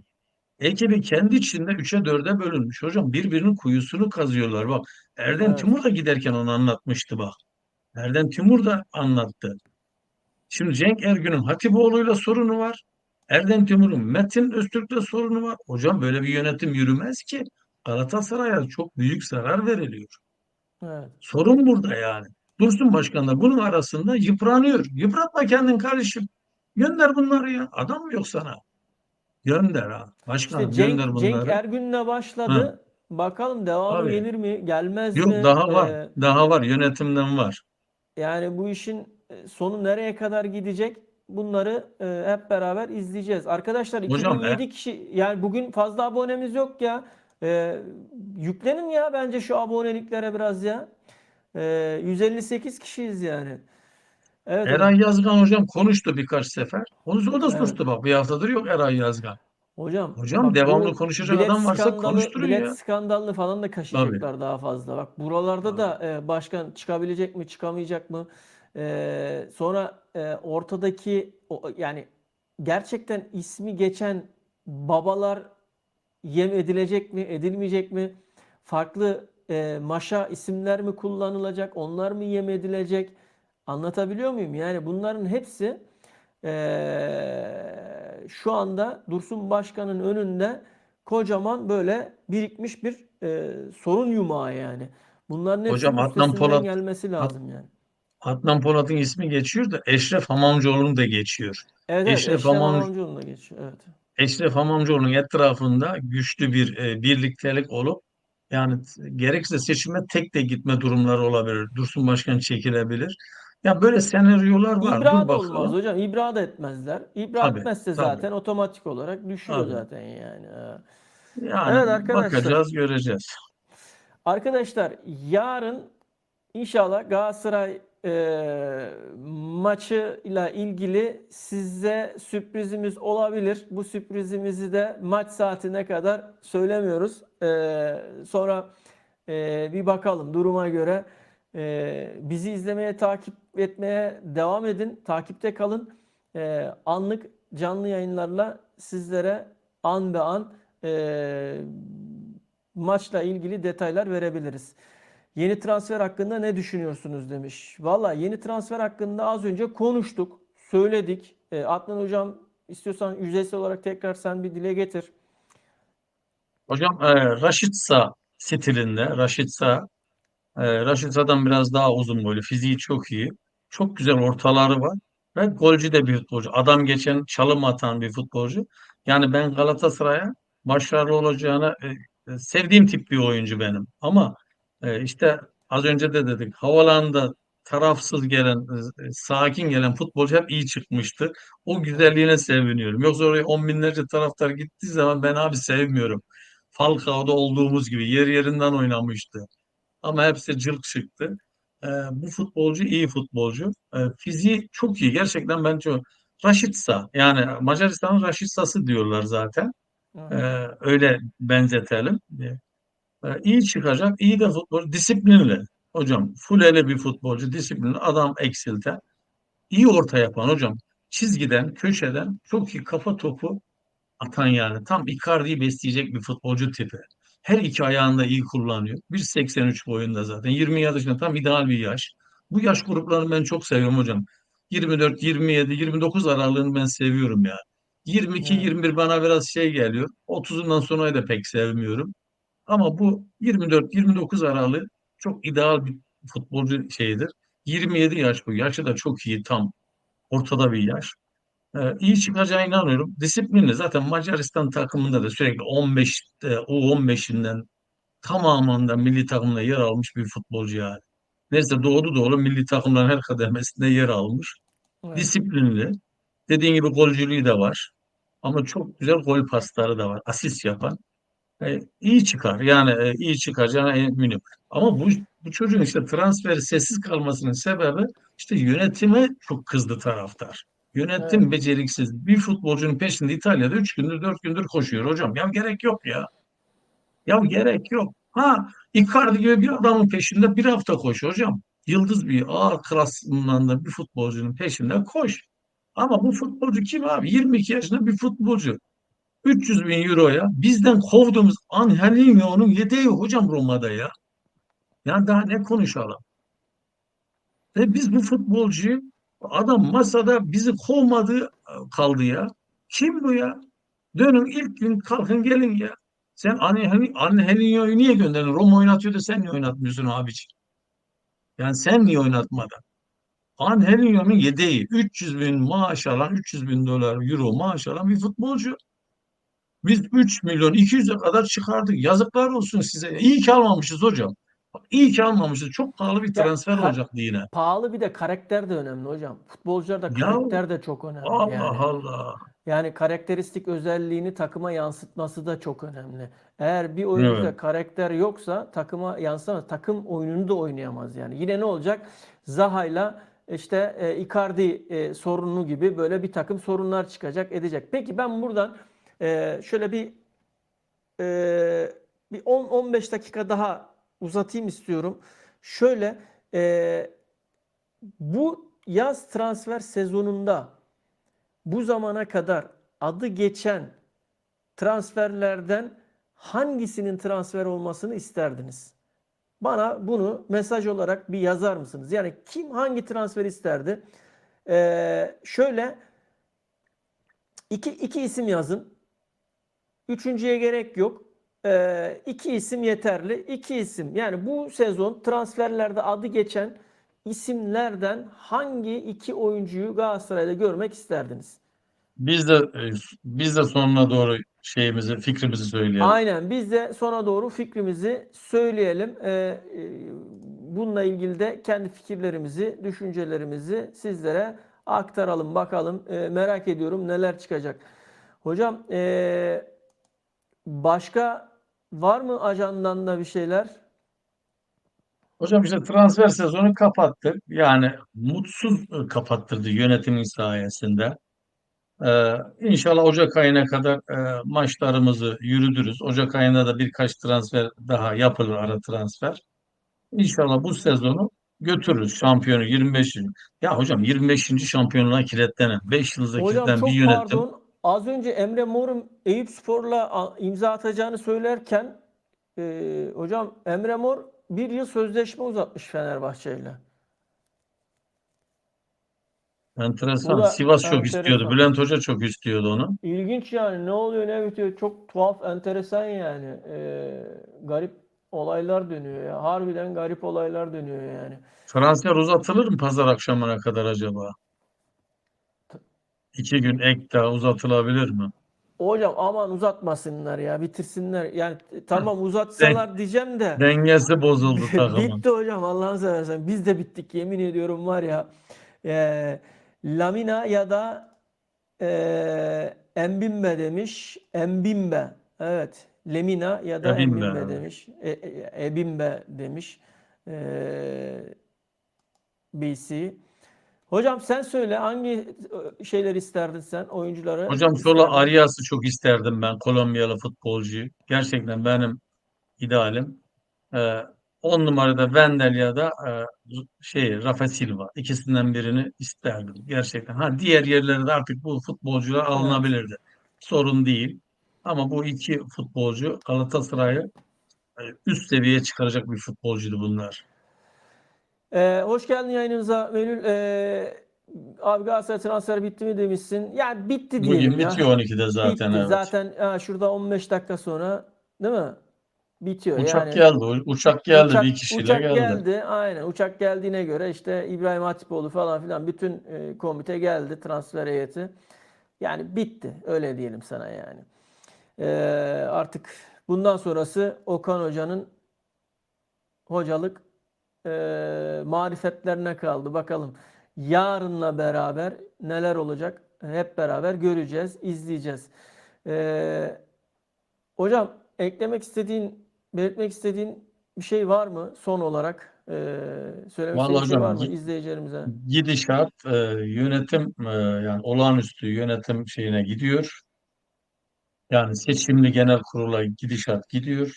İnşallah bu takıma yansımaz. Takım maçları tıkır tıkır alır da yani idare eder bu seçimler bitene kadar. Hocam bu Se- sezon çok önemli ya. Yani Tabii, bu tabii. sezon hocam beşinci yıldız, 25. şampiyonluk. Ondan sonra seneye Şampiyonlar Ligi direkt katılma. Hani o para direkt gelecek işte şey olacak falan. Yani bu sene hocam inanılmaz önemli bir sezon. Evet. Ben bir de şöyle bir endişem de var. Yeri gelmişken yine söyleyeyim. Hocam saha dışı olaylar yine çok fazla olacak yani. İnanılmaz Olacak derecede bu hocam, sezon olacak. saha dışı meselelerini konuşuyor olacağız.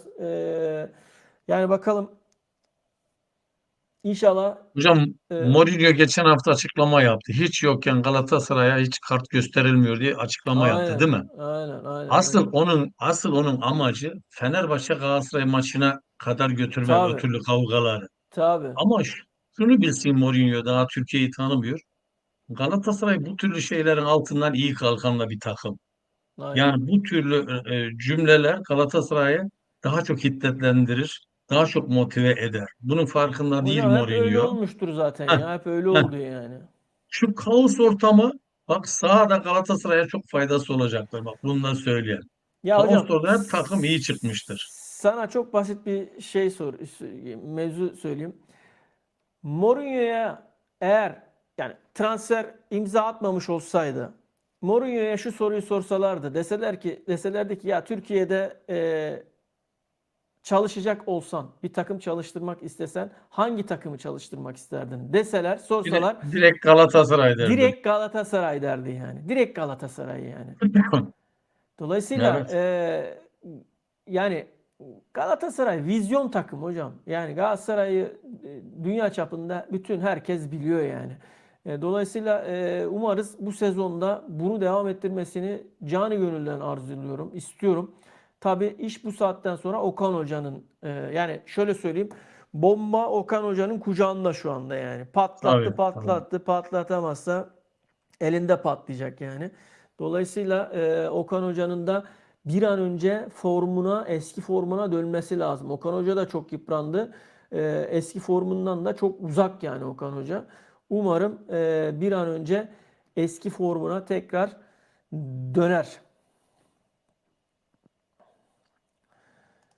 Ya şimdi Samet, vizyon ayrı, oyuncuların olmaması ayrı. Yani şimdi oyuncu derinlik var yok. Bu mesele o değil. Meselemiz o değil. Vizyon. Galatasaray elbette vizyon takım tabii ki yani. Galatasaray bir dünya markasıdır yani. Bir Avrupa markasıdır yani. Dolayısıyla senin bahsettiğin meselenin vizyonla alakası yok yani. E, Yönetimin transfer komitesinin beceriksizliğidir bu yani. Bu mesele Galatasaray dünyada istediği her oyuncuyla bu vizyonla oturur masada konuşur. Ha anlaşır anlaşamaz o ayrı bir mesele. Yani Galatasaray'a şu an dünya üzerinde gelmek isteyecek çok fazla oyuncu şeyi de vardır yani. Dolayısıyla buna da dikkat etmemiz gerekiyor. Gölge 59 yönetim başarılı niye eleştiriliyor anlamıyorum demiş. Yani az önce söyledik. Aynen haklısın. Aslına baktığında yönetim gerçekten son 2 sezon üzerinden başarılı ama bu yaz transfer sezonunda çok yıprandılar. Neden dolayı çok yıprandılar? Şimdi yönetim dediğimiz zaman akla ilk kim geliyor? Dursun Başkan geliyor. Doğru mu? Başkan olarak yani. Başkan ne dedi geçen sene? Yayının başında da söyledim. Dedi ki bizim transferleri son güne bırakma lüksümüz yok dedi.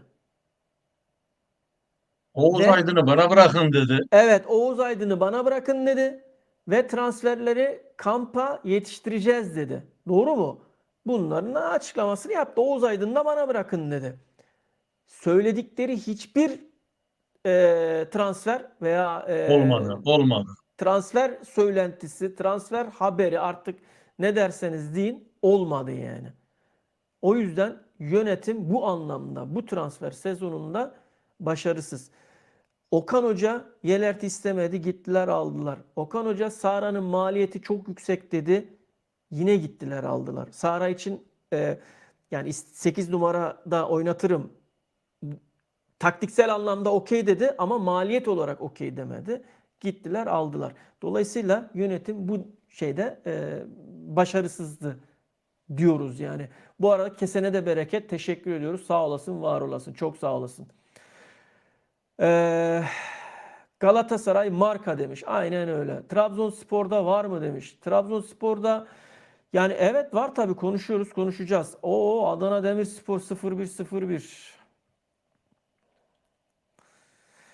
Ne demiş? Kibir, ego, taraftara kulak tıkama yöntemin en büyük hataları buydu. Okan'ın en büyük hatası oyunculara şans vermeyip kazanmak kaybetti diyor. Evet yani Okan Hoca'nın az önce söyledik. Okan Hoca'nın bazı oyuncuları adil Oliveira'ya forma mesela kafayı evet taktı. evet adil forma dağıtamama meselelerini konuştuk. Bu arada bak şöyle söyleyeyim. Kozanspor forma şeyi var, tişörtü var üzerimde. Buradan Adana Demirspor'a, Adana Spor'a, Kozanspor'a, tüm oradaki hemşerilerime de selam, hemşerilerimize Adnan hocamla beraber diyorum. Selam olsun, saygılarımızı da sunuyorum. Takım Demirspor'a da iyi. yazık ediyorlar yani. Demirspor'a da yazık ediyorlar. Aynen öyle. Yani Evet. burada Demirspor'un meselesi bence başkanla ilgili de bir sıkıntı var gibi geliyor bana. Hocam başka duyumlarımız var orada. Neler dönüyor başkanla ilgili? Neyse onu Şöyle başka bir günlerde konuşuruz. hocam, Anadolu takımlarıyla ilgili bir görüşme, daha doğrusu şöyle söyleyeyim. Bugün değil de yarın veya pazartesi günü bir görüşme yapacağım. Telefon görüşmesi. E, Alt liglerle ilgili çok bilgili birisini zaman zaman anlaşabilirsek, bunu şimdi çıkaracağız demeyeyim, yayınlarımıza çıkarmaya çalışacağız. Bununla ilgili de detaylı bilgileri ilerleyen günlerde bildireceğim. Bu arada arkadaşlar, unutmadan, aklıma geldi, unutuyordum. Unutmadan şunu da söyleyeyim. Alanyaspor As Başkanı buradan Bilal Bey'e de çok selamlarımızı gönderiyoruz. Bugün kendisiyle telefon görüşmesi gerçekleştirdim. E, izleyen arkadaşlara selamımı iletirsin dedi. Alanyaspor olarak da iyi işler, bu sezon iyi işler yapmak istiyoruz ifadesini kullandı. Hepinize de selam var bu arada. Kenan, çok teşekkür ediyorum. Yine kesene bereket. Sağ olasın, var olasın. E, Çok sağ ol. Adana Demirspor yine demiş, umarım düşmeyiz abi ya. İnşallah. Selamlar İnşallah diyor. Ya düşmeyiz. inşallah, inşallah ama Demirspor Süper Lig'e sıkıntılı.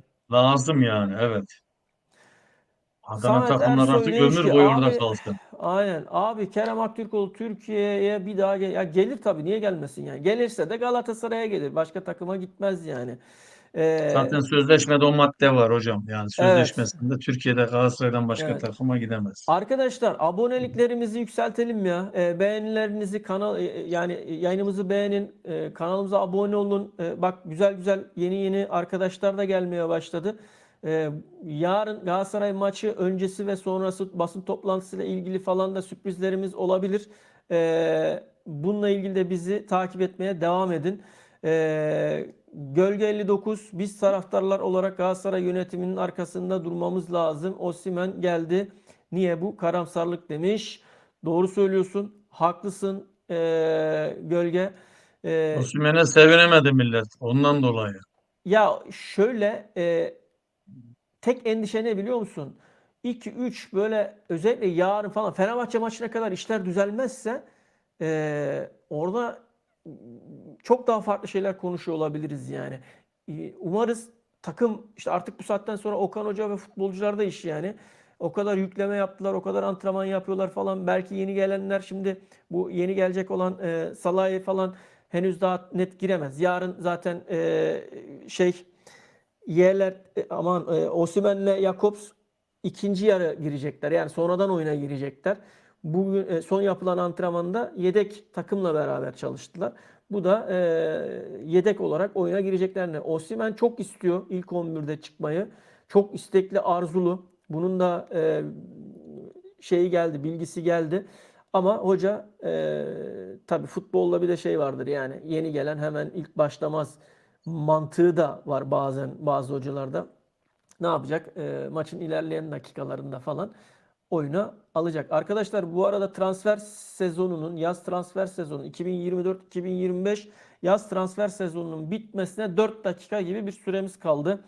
Ee, Biter de hepimiz rahatlarız bir an önce ya. Artık yani iyice bunaldık yani. Daraldık yani. O seviyeye geldik. Umarız biter. Şu son mesajlarınızı da okuyayım. Şu 3 dakikayı da İnşallah. bitirelim. Ondan sonra vedalaşalım sizlerle arkadaşlar. Abi okuduk. Biz taraftar olarak Galatasaray yönetiminin arkasında durmamız lazım dedik. Tamam. Osimhen geldi de sol kanatta kim oynayacak demiş Erdem. İşte sol kanada da artık Jakobs var. Bekten çıkacak veya işte e, Hocam şöyle diyeyim, kadroyu şöyle anlatayım Salah'ı, ben. Virgül koyun. buyurun. Sağda bugünkü gelen Şalay oynayacak. Solda Barış Alper'i koyacağız. Aynen, Barış Alper sola Barış'ı geçiyor. da Evet. aynen, ve Barış ben az Alper önce şunu geçiyor. Evet. söyledim arkadaşlar. Ee, Oyuncuların sakatlık, performans, o günkü iyi durumu, iyi hali falan bunlara bakaraktan oyun içerisinde hoca Sara'yı da sol kanatta kullanabilir dönem dönem. Maça Sara göre, da maça solda, göre. maça göre Sara da soldan kanatta oynayabilir. Bunu da söyleyeyim. Derbi havası başka olur. Geçen sene banko dediğimiz maçı alamadık. Bırakın onlar favori olsun demiş. Olsun. Aynen Aynen öyle. doğru. Galatasaray 3 savunmacıyla mı oynamalı mı yoksa 4 Dörtlü savunmayla mı? oynayacak. Şu an Dörtlü dörtlü oynayacak. dörtlü. Şu an Samet dört oynayacak. dörtlü. Dörtlü Üçlüyle oynayacak. falan. Ya çünkü şöyle bir şey var. Yani elinde işte Yelert almışsın. Ondan sonra işte Jakobs almışsın. Ondan sonra Icardi yok. Osimhen, Batshuayi bunlar tekli forvet gidecek falan. Yani Barış'ı nerede oynatacaksın? Ondan sonra sağda hocamın dediği gibi yani hadi göbek orta saha tamam anladık ama yani diğer kanatlar özellikle 3-5-2'de şu an Defansımız da itibariyle formsuz şu anda hocam. Defansımız da hocam Abdülkerim falan formsuz. ve Sanchez sakatlıktan derinliğimiz yeni yok. döndü. Evet. Derinliğimiz yok. Heh. Derinliğimiz yok. Yani Ondan dolayı 3 risk aynen. etmemek lazım. Risk etmemek lazım. Aynen öyle. Evet arkadaşlar son bir dakika değil mi? Sizdeki durum ne? Son bir dakika mı? Bir bakalım. Nasıl Evet. gidiyor diğer haberlerde? Şöyle bir açalım. Bir gelişme var mı?